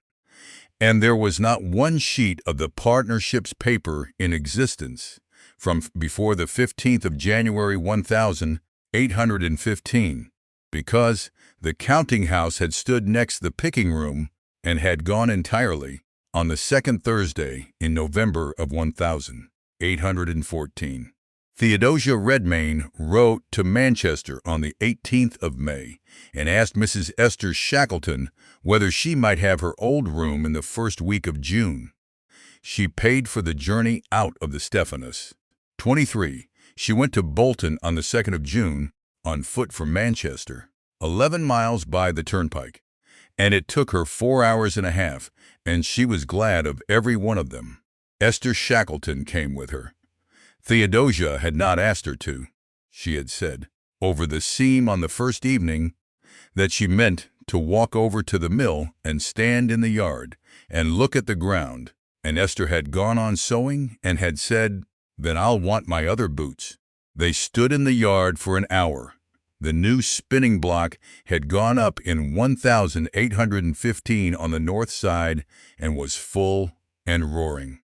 The West Range was still a ruin, 'cause you do not clear ground you are not going to build on, and the ground on the west side ran down to the cut and was no use to anybody. There were the two long walls of it standing to about 8 feet, and a floor of soot and grass, and a stub of chimney. "That's the picking room," said Esther, "where the willow was. And that's your counting house through the arch." They were side by side. The picking room and the counting house shared a wall, and at the end of the two of them, running down to the yard, was the passage, and at the end of the passage was the stub of the yard stair. Theodosia walked the length of the passage 4 times. The 4th time she stopped at the foot of it and stood looking at the wall where the door had been, and at the iron still sunk in the stone. And she said, "Which way does the wind come here?" "West, off the moss." Esther Shackleton pointed with her chin. "Always west." The picking room was on the east side of the shared wall. The counting house was on the west. "It began in the picking room," said Theodosia. "Everybody says so, the loose cotton and the lamp.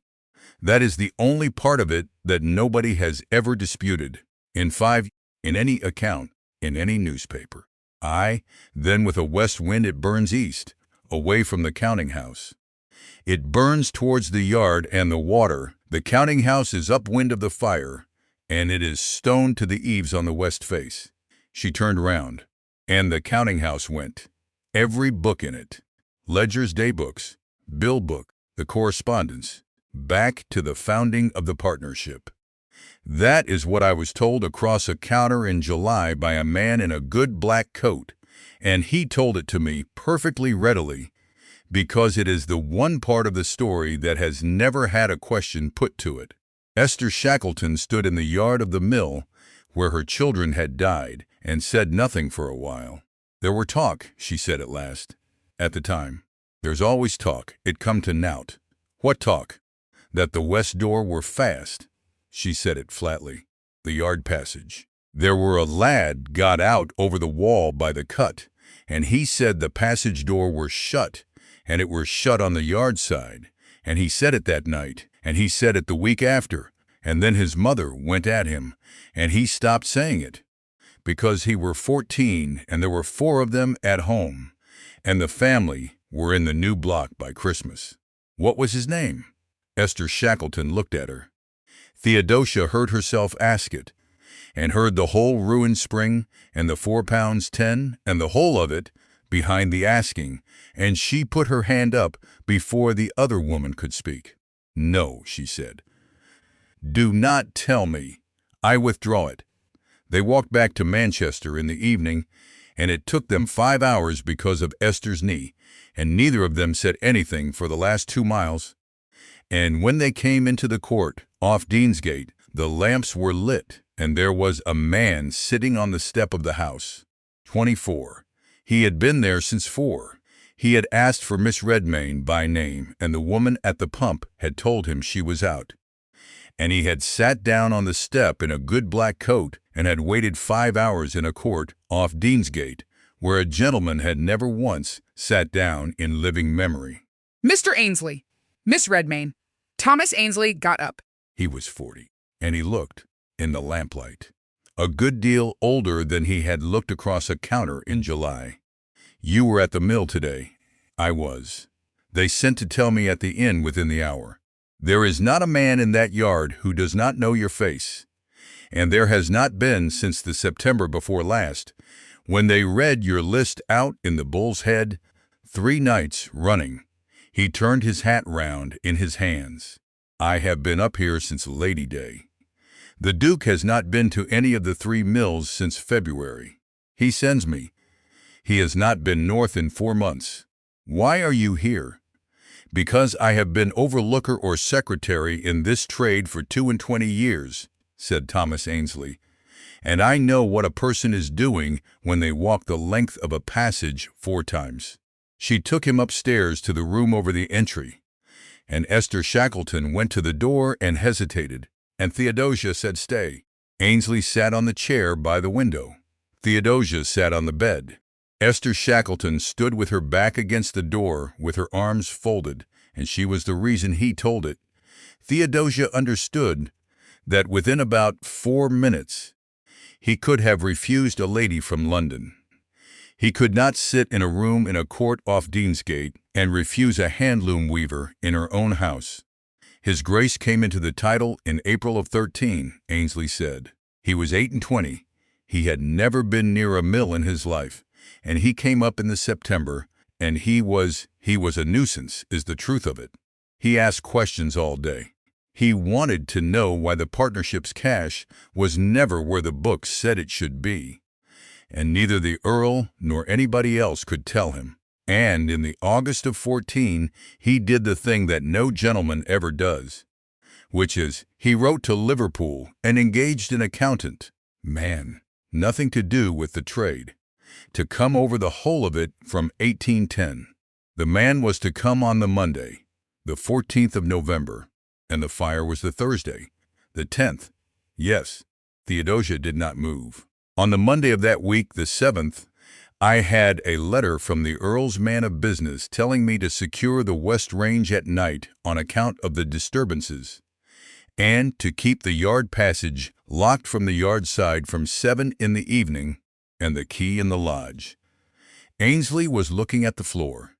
There had been machine breaking in the spring at West Houghton 4 years before, and there had been nothing since, and everybody was still frightened of it. And it was a perfectly sensible instruction. I locked it Monday. I locked it Tuesday. I locked it Wednesday. I locked it Thursday at 7 o'clock, and I hung the key in the lodge, and I went home to my supper. Who was in the picking room on the Thursday night? There was no night set in the picking room, said Ainsley. There never was. They were in there because the willow was out of order, and the day's waste had not been carried, and the overlooker of the card room put 2 of the little ones onto sorting it after 8, so the room would be clear for the morning, and it was 3 hours' work and 3d, and it was not written anywhere, and it was done every week in every mill in Lancashire. Esther Shackleton said from the door their names were Nan and Robert Shackleton. Ainsley did not look up. I know it, he said. Say it. Nan and Robert Shackleton, said Thomas Ainsley, and the way out of the picking room to the yard was the passage, and the passage was locked from the yard side, and I locked it, and the key was in the lodge, and the lodge was in the fire. Nobody said anything for a while. They took 9 days over the inquest, he said. It was the lamp and the loose cotton, and it was, that is the truth, and I have never doubted it. Nobody has ever suggested to me from that day to this that any man set that fire on purpose, and I do not say it now. He looked up at last. What I say is that the counting-house was upwind, and it was stone on the west, and it went to the ground with every book in it back to 1810, 3 days before an outside accountant was to come from Liverpool and read them. And that on the Monday of that week, I was told to lock a door I had never locked before. Who told you? Whose hand was the letter in?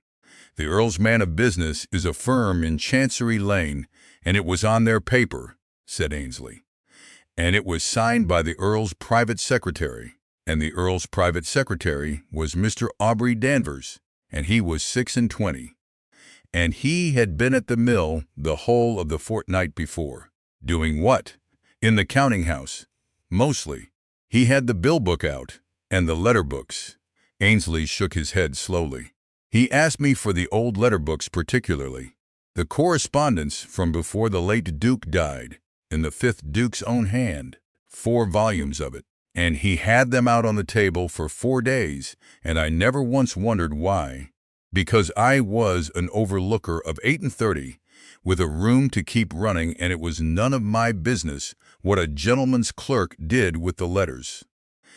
And Theodosia Redmayne, sitting on the edge of a bed in a room over an entry in a court off Deansgate, felt the whole of the last 14 months go over and set down the other way up for the second time. 4 volumes of a dead man's letters on a table for 4 days. Nobody studies a dead man's correspondence for 4 days for the pleasure of the prose. There is one thing in 4 volumes of a man's letters that is worth 4 days, and it is on the last line of every one of them, and it is the only thing about a man that a bank will look at. Bills of exchange drawn on the partnership, bearing the signature of the 5th Duke of Halbury. The 5th Duke of Halbury had died in April of 1813, and the forging of a bill of exchange in the year 1814 was not a fraud, and was not a misdemeanor, and did not carry a fine or a term of years. It was a felony without benefit of clergy, and men were hanged for it at the Old Bailey 8 and 10 at a time in every year of Theodosia's life, and the last of them had gone off in front of Newgate 2 months ago, in a crowd of 30,000 people. "Mr. Ainsley," she said, "why are you telling me this?" He reached into his coat and brought out, folded into 8 and worn through at the creases, 24 pages of a pamphlet printed at 2d. in a yard off Paternoster Row in the August of 1819. "Page 9, he said, 3rd column. She did not need to open it. She knew every page of it by heart and always would. Alice Ainsley, aged 19, of Holme," said Thomas Ainsley. Saber wound to the right hand and forearm. 2 fingers taken off at the second joint.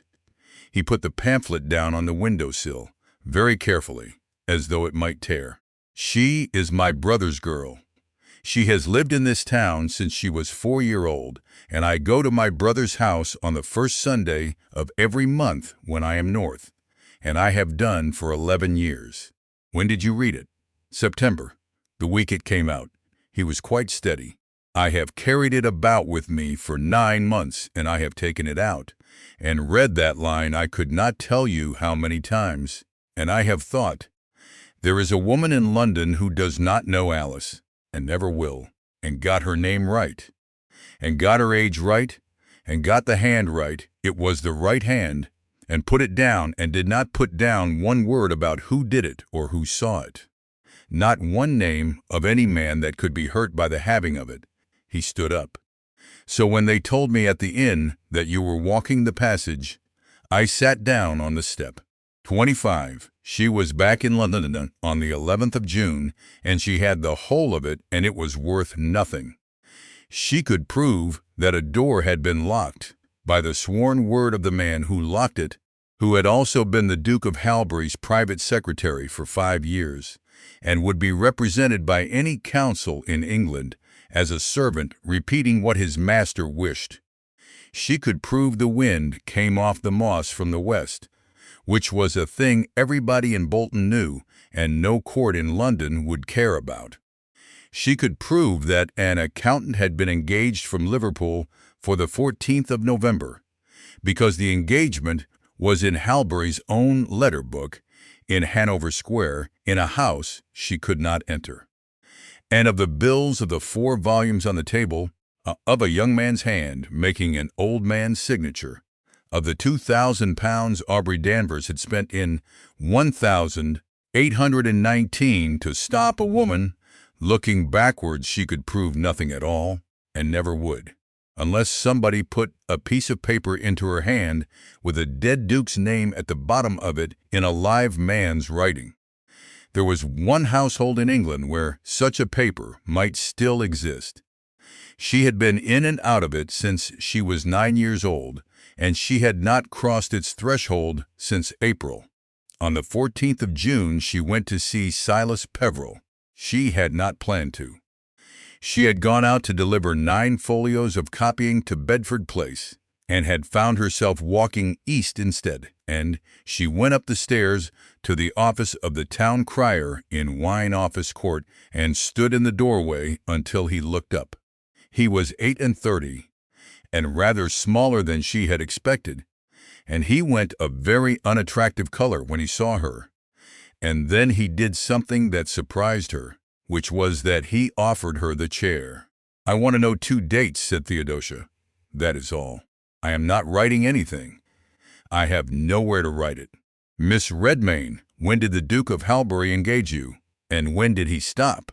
Silas Peveril looked at the door and at the window, and then, apparently, decided that a man in his position had nothing left to be careful of.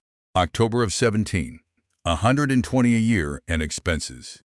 And he wrote to me on the 2nd of May of last year, 7 days after I gave him your name, and closed it, and paid me to the quarter, and desired me to destroy the papers. And did you? No. Who bought them? Lord Danvers's man came to me in the November, said Peveril, before your trial. 200 guineas for the file entire, and a further 100 on publication, and I was 3/4 behind with the printer, and there were 14 people in this house, depending on the Tuesday edition. He sat back. I will tell you the rest of it, because you will get it out of somebody in the end, and I would as soon it was accurate. His Grace never gave me one instruction in 2 years beyond find out. He never asked me to watch you. He never asked me what you were writing. And when I sent him a note in the January of 18, offering to put a man on the Paternoster row house, he sent it back with 2 words on it. And when I printed the piece in December, he came to this office in person, and stood where you are standing, and said that if my name appeared at the foot of one further line concerning you, he would buy the paper out from under me and turn me into the street, and that if he could not buy it, he would fund every action any person in England chose to bring against me until I was in the fleet. And you printed the letters in March. I printed the letters in March, said Silas Peveril, because by March he had stopped coming, and because Lord Danvers pays cash. Theodosia walked back across Holborn in the June sun and did not go home for 2 hours. He had not sold her. He had spent £120 a year for 2 years to find her out, which was a thing she would never entirely forgive and had entirely stopped minding. And then, on the 2nd of May, 7 days after learning her name, he had shut the file and burnt the money and had told her so himself in her aunt's front parlor, standing up, before she had asked him anything at all. And she had spent 5 months believing him capable of it, and had not written, and had let a winter go by, and had let him go wherever a man goes who has been refused in the street in front of 400 people by a woman he had just spent 100 guineas defending. She got home at 6 o'clock, and her aunt said that there had been great news in the street, that the Queen had come back to England, that she had landed at Dover on the 6th, and had come up through Canterbury with people taking the horses out of the carriage, and that the whole of London had been in the road that afternoon shouting for her. Theodosia stood in the doorway of 2 rooms off Theobald's Road with her copying under her arm. Every press in England was about to run for 4 months without stopping. 26. What happened in England between June and November of 1820 had never happened before, and did not happen again. And Theodosia Redmayne, who had spent 4 years learning the trade of print, watched it with the particular awe of a woman who understands the machinery. The Queen came home, and the King wanted her tried, and a bill was brought into the Lords to strip her of her title and dissolve the marriage. And the whole apparatus of the state sat down in Westminster to prove that a woman of 52 had committed adultery with an Italian servant, and the country, which 9 months earlier had been terrified into passing 6 acts to muzzle the press, went mad for her. It went mad in print. That was the thing. There was not a press in England idle that summer, not a jobbing house, not a ballad shop, not a copperplate man. The bill was in the Lords for 11 weeks, and every day of it was printed twice. There were pamphlets and squibs and broadsides and caricatures and songs. There were addresses from the trades of every town in the kingdom. And the government could no more have prosecuted the sedition of that summer than it could have prosecuted the weather. There were 60,000 people in the road when she went down to Westminster. The guards had to be moved out of the King's Mews because they cheered her.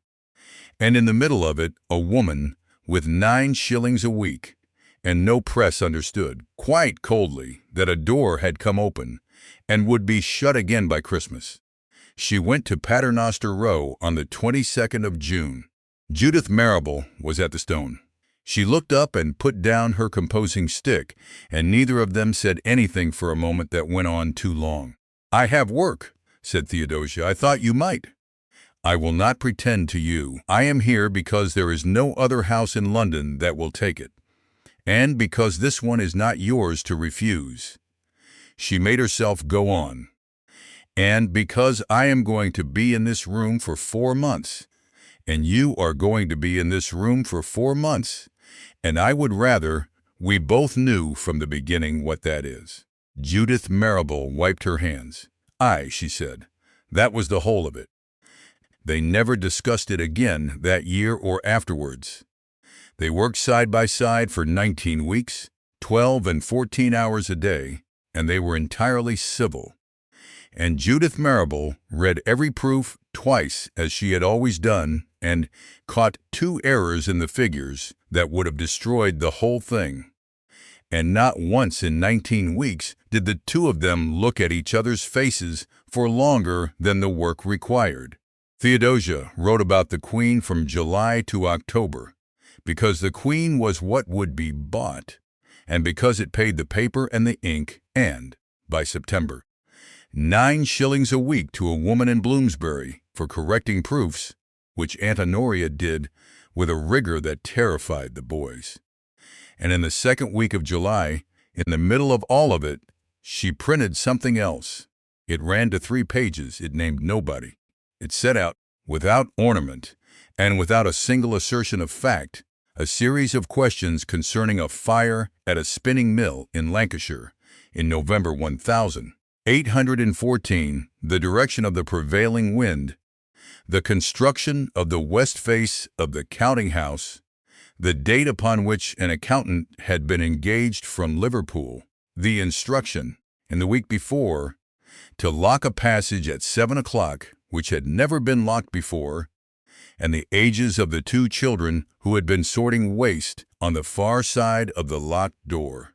And it closed with a paragraph which Theodosia rewrote 9 times, and which said, in substance, that the writer knew of one person living who could answer these questions completely, that she was under no legal obligation whatever to do so, that she would be given the whole of the summer, and that in November the questions would be printed again, with everything the writer had been able to discover without her, and that on that day the difference between the 2 versions would be the difference between a person who had spoken and a person who had been spoken about.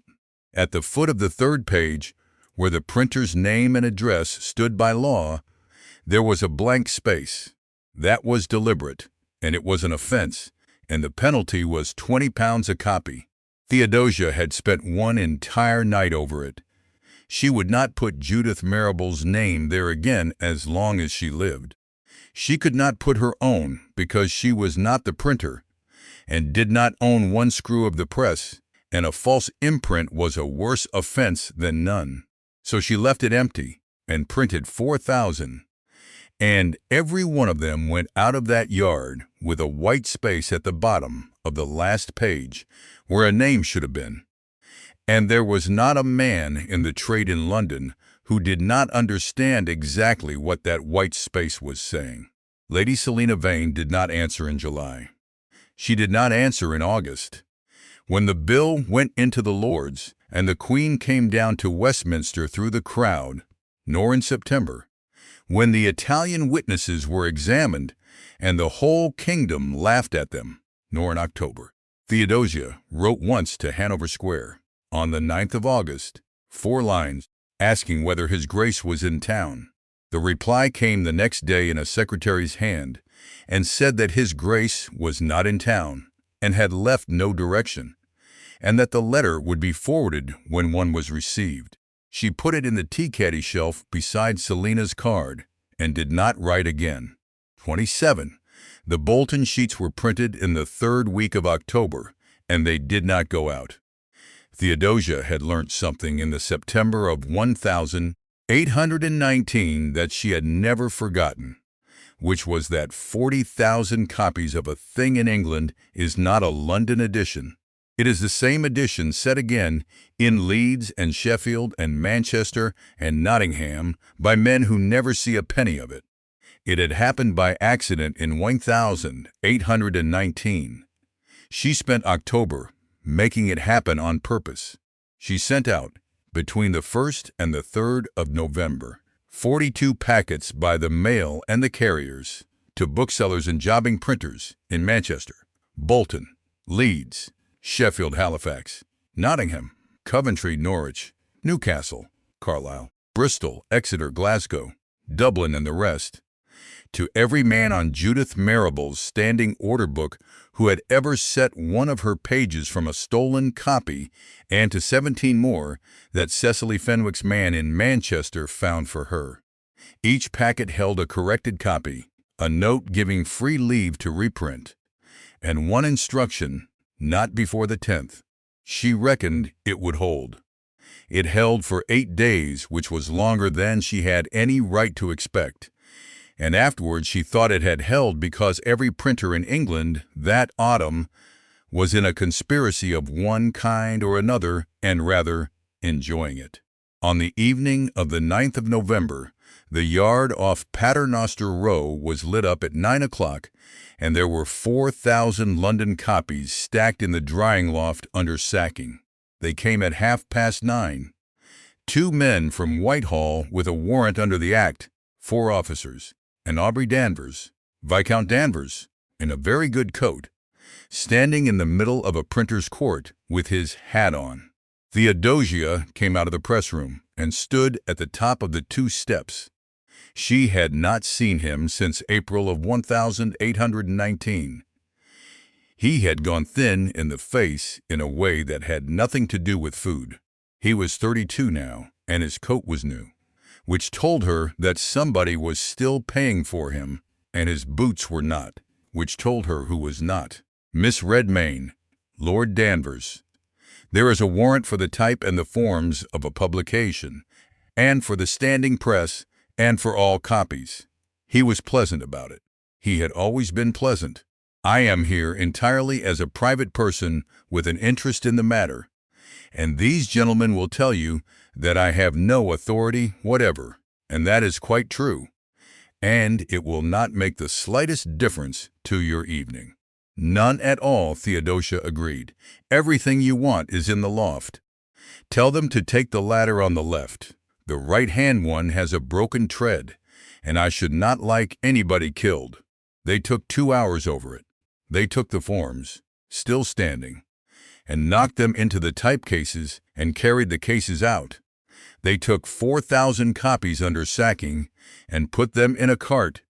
They took the frisket and the tympan off the standing press and a box of Judith Marrable's punches that had nothing to do with anything.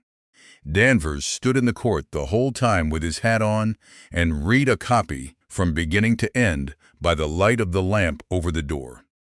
Theodosia watched him read it. She saw the exact line at which he reached the locking of the passage because his hand moved, and the exact line at which he reached the engagement of the accountant from Liverpool, and the date of the 14th of November, because he stopped altogether for the space of about 10 seconds and did not turn the page. There was nothing about bills of exchange in it. There was not one word about the 5th Duke's letter books, or about 4 volumes on a table for 4 days, or about a signature, because she could not prove any of it and would not print it. But a man who has been waiting 6 years for one particular question to be asked does not need it asked. He only needs to see somebody standing at the right end of the passage. When he had finished, he folded the sheet and looked up at her on the steps and said, quite quietly, so that the officers could not hear, "How many? 4,000, said Theodosia. You have them all. It is the entire London impression, and there is not another copy in this house. That is not what I asked. No, she agreed. Aubrey Danvers stood in the lamplight in a court off Paternoster Row and did the arithmetic, and she watched him do it. And she found afterwards that she had not enjoyed it as much as she had expected to, and had enjoyed it a good deal more than she was comfortable with. When did they go out? The 1st, 2nd, and 3rd of November, said Theodosia. 42 towns.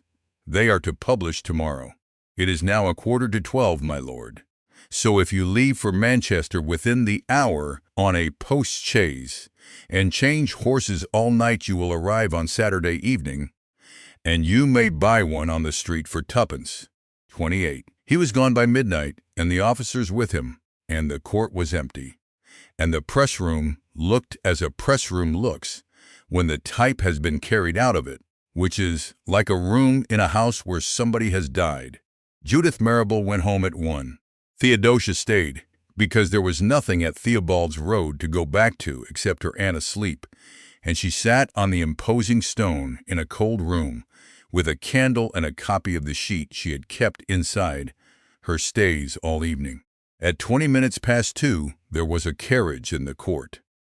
Lady Selina Vane came in, wearing a plain dark cloak with the hood back and carrying, in both arms, against her chest, a Japan deed box about 18 inches long with a broken lock.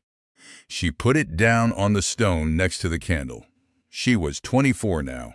Theodosia looked at her and could not, for a moment, find the girl who had sat opposite her in a schoolroom behind a green baize door, and then she found her exactly in the way she was standing, very upright, with her chin slightly raised, the way she had stood at 9 years old when she had not learned her lines and intended to be beaten rather than say so. "You left me this summer," said Selina. "I did. I want you to understand that I did not spend it deciding. I spent it looking. It is not a house in which one may simply ask for a box." She pushed it an inch across the stone. "My father has been at Wexcombe since August with his agent, and the London house has been shut, and on the 29th of October I went down there and told him I had come for the shooting. And I have been 10 days in my own home, going through my father's papers at night, like a housebreaker. And on Tuesday I found this behind the wine books in the muniment room, which is the one place in the house nobody has been since my grandfather died." Theodosia did not touch it. "Open it," said Selina. There were in it 9 papers. There was a memorandum of an agreement, dated the 6th of November 1814, between the Earl of Wexcombe and a man named Pilling, for services described only as the securing of the West Range at Bolton, in the sum of £150, of which 50 was acknowledged as paid. There was a receipt for the remaining £100, dated the 21st of November 1814, 11 days after the fire, signed with a mark. There were 3 bills of exchange, drawn on the partnership of Fenwick and Vane at 90 days, for £400, £600, and £600, dated in the autumn of 1813 and the spring of 1814. Each accepted in a firm, upright hand as Halbury. There was a letter from the 5th Duke of Halbury to the Earl of Wexcombe about a shooting party, dated 1811, in the same firm, upright hand. And there were 3 sheets of common foolscap, unsigned and undated, on which somebody had written the word Halbury 40 or 50 times, over and over, down the page, the early ones cramped and the later ones easy, in the manner of a boy practicing a copper plate exercise. Theodosia laid the practice sheet and the bill and the 1811 letter side by side on the stone in the candlelight. The letter and the bills were the same hand. Anybody would have said so. A bank had said so 3 times and paid. But the practice sheet was the same hand, too.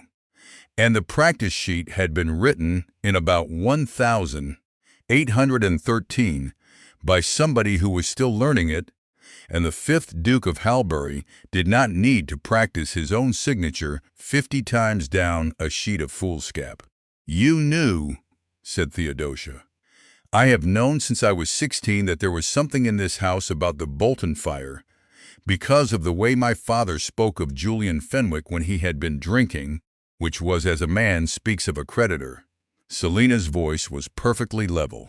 I did not know what. I did not want to know what. I have known for 2 years exactly what Aubrey Danvers is, because he began to tell me, in pieces, at dinner tables, for the pleasure of watching me understand, and I have known since April of last year that he was in it up to the throat, because a man does not spend £2,000 to stop a woman writing about his tailors. That is what I thought in May. Then you thought it 11 months after me, and you did something about it, and I did not. Selina put one finger on the practice sheet and moved it 1/4 of an inch, squaring it.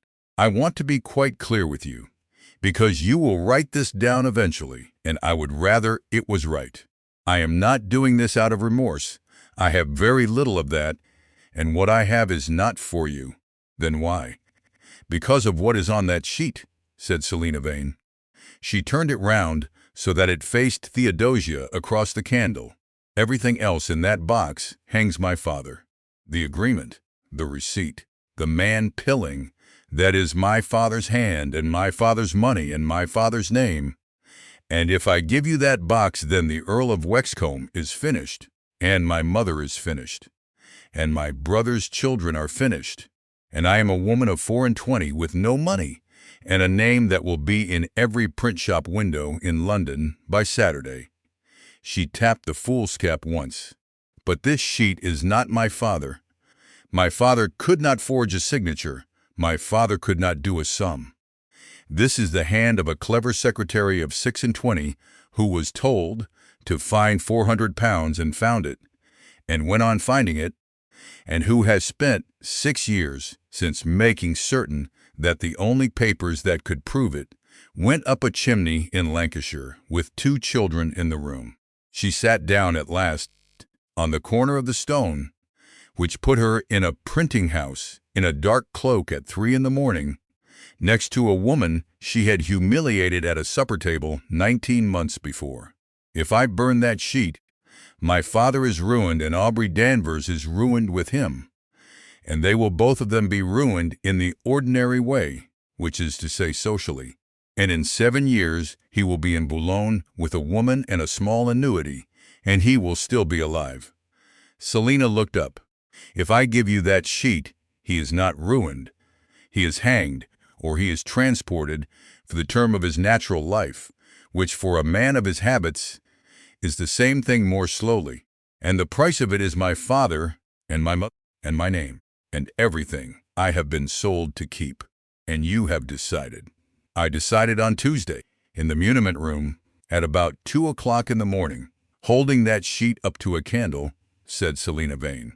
I have had 2 days to be sure, and I have not wavered once, which frightens me a good deal more than the wavering would have. Theodosia said, carefully, you understand that if I print this, it will be the last thing anyone in England knows about you. I do not require you to print it. I have already laid an information. You have, at Marlborough Street, at 6 o'clock yesterday evening, before I came here, before I knew whether your Bolton sheets had gone out or been taken. Selina drew off her gloves at last and laid them on the stone. I have sworn to the finding of these papers in my father's muniment room, and to my belief as to the hand upon them. It is done. It cannot be undone by anybody, including me, on Saturday, when it is read to him at Wexcombe. Why did you come here at all, then?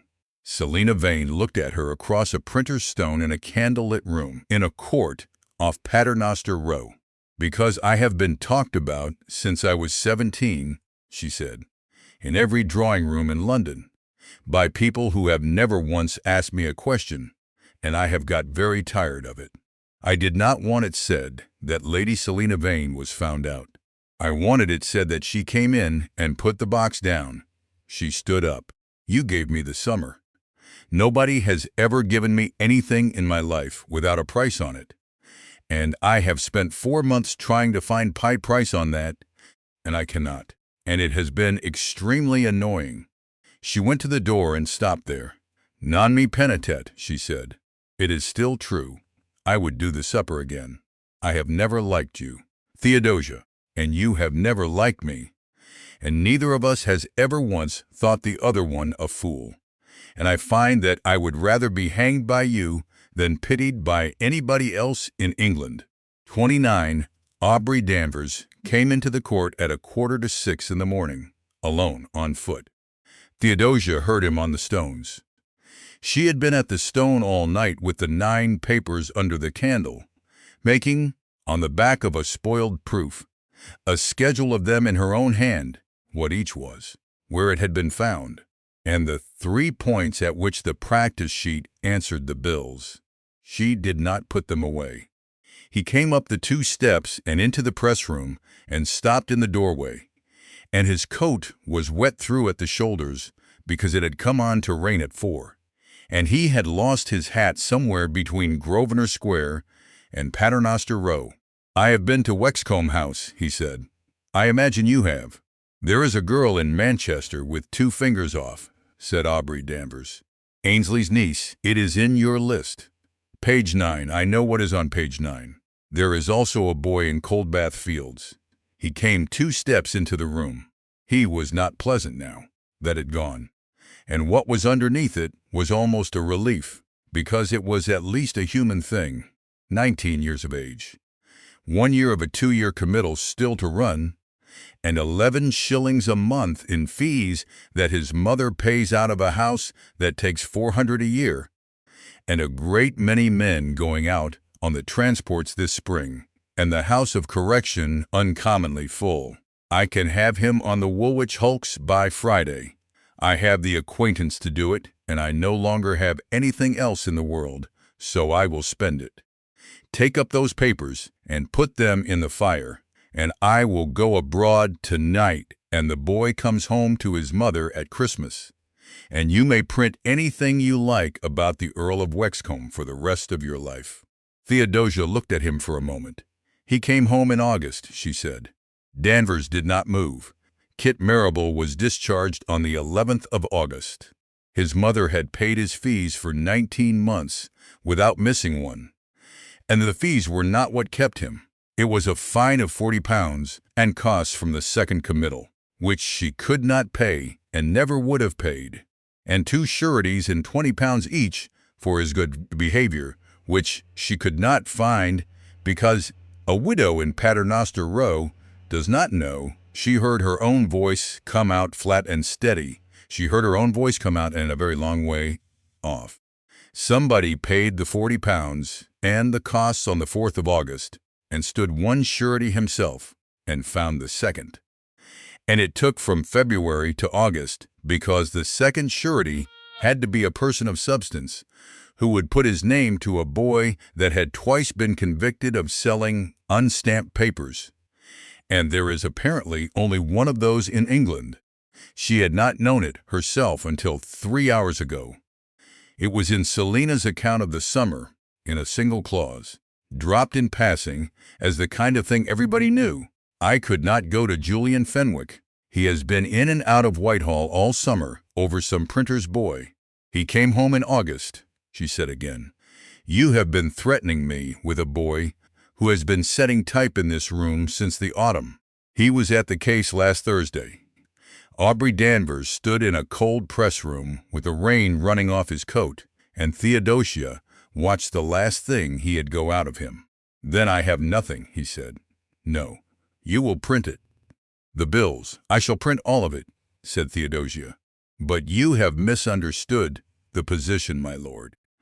And you have misunderstood it since the April before last, and I would rather you did not go on doing it. I am not the thing that is going to happen to you.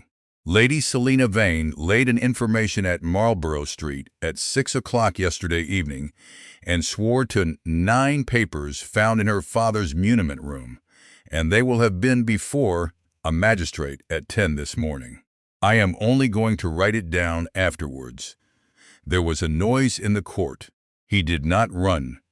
She had expected him to run, and he did not. He turned round in the doorway and looked out at the rain, and at the two officers coming in under the archway with the water on their hats. And he put his hands in his pockets, and he said something that she did not hear. Then he went down the 2 steps into the yard, and they took him there. At 10 minutes past 6 on the morning of the 10th of November 1820, in a printer's court off Paternoster Row. And the whole thing was over in less than a minute and was not dramatic in the least. Theodosia sat down on the stone. The room was quite empty. The type had gone out of it in cases at midnight, and the frisket was off the press, and the candle had about an inch left. And there was no sound at all except the rain in the court and a cart somewhere up on the row. After a while, she got up and went into the little counting house at the back because the schedule she had made wanted a wafer to seal it, and the wafers were in the desk. The wafers were in the desk.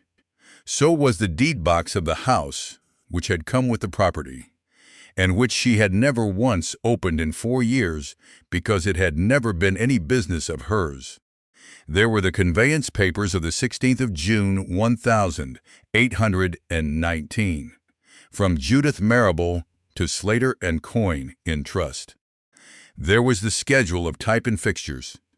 There was the insurance, and underneath them, in a folded sheet of foolscap with nothing written on the outside, there was an assignment engrossed on parchment, dated the 22nd of June, 1820, conveying the message, printing house, presses, type, materials, goodwill, and standing orders known as the House of Marrable in Paternoster Row, absolutely and without consideration, to Theodosia Redmayne, spinster, of the parish of St. George the Martyr. It was signed and sealed by Julian Fenwick, Duke of Halberry. It had never been delivered. It had never been sent.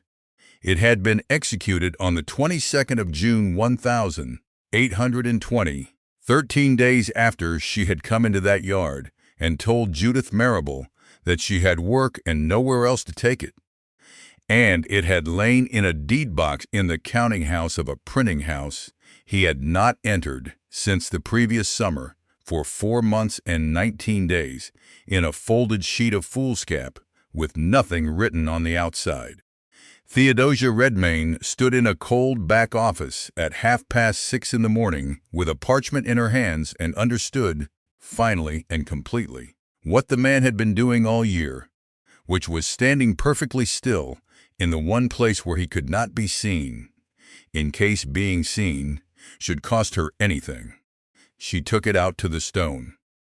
Then she went to the case rack, where there was one small case of pica that the officers had missed because it was under the bench and had no form in it, and she stood at it in her own printing house in the dark, and she set 5 lines by hand, which took her 20 minutes because she had never in her life set more than a word.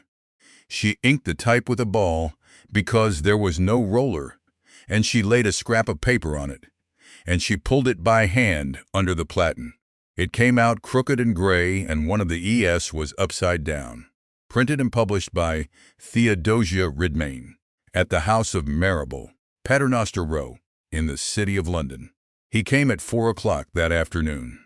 He had ridden from Northumberland in 3 days on the strength of a letter from his sister, and he looked like a man who had, and he came into the press room, where the type was gone and the press was stripped and stopped.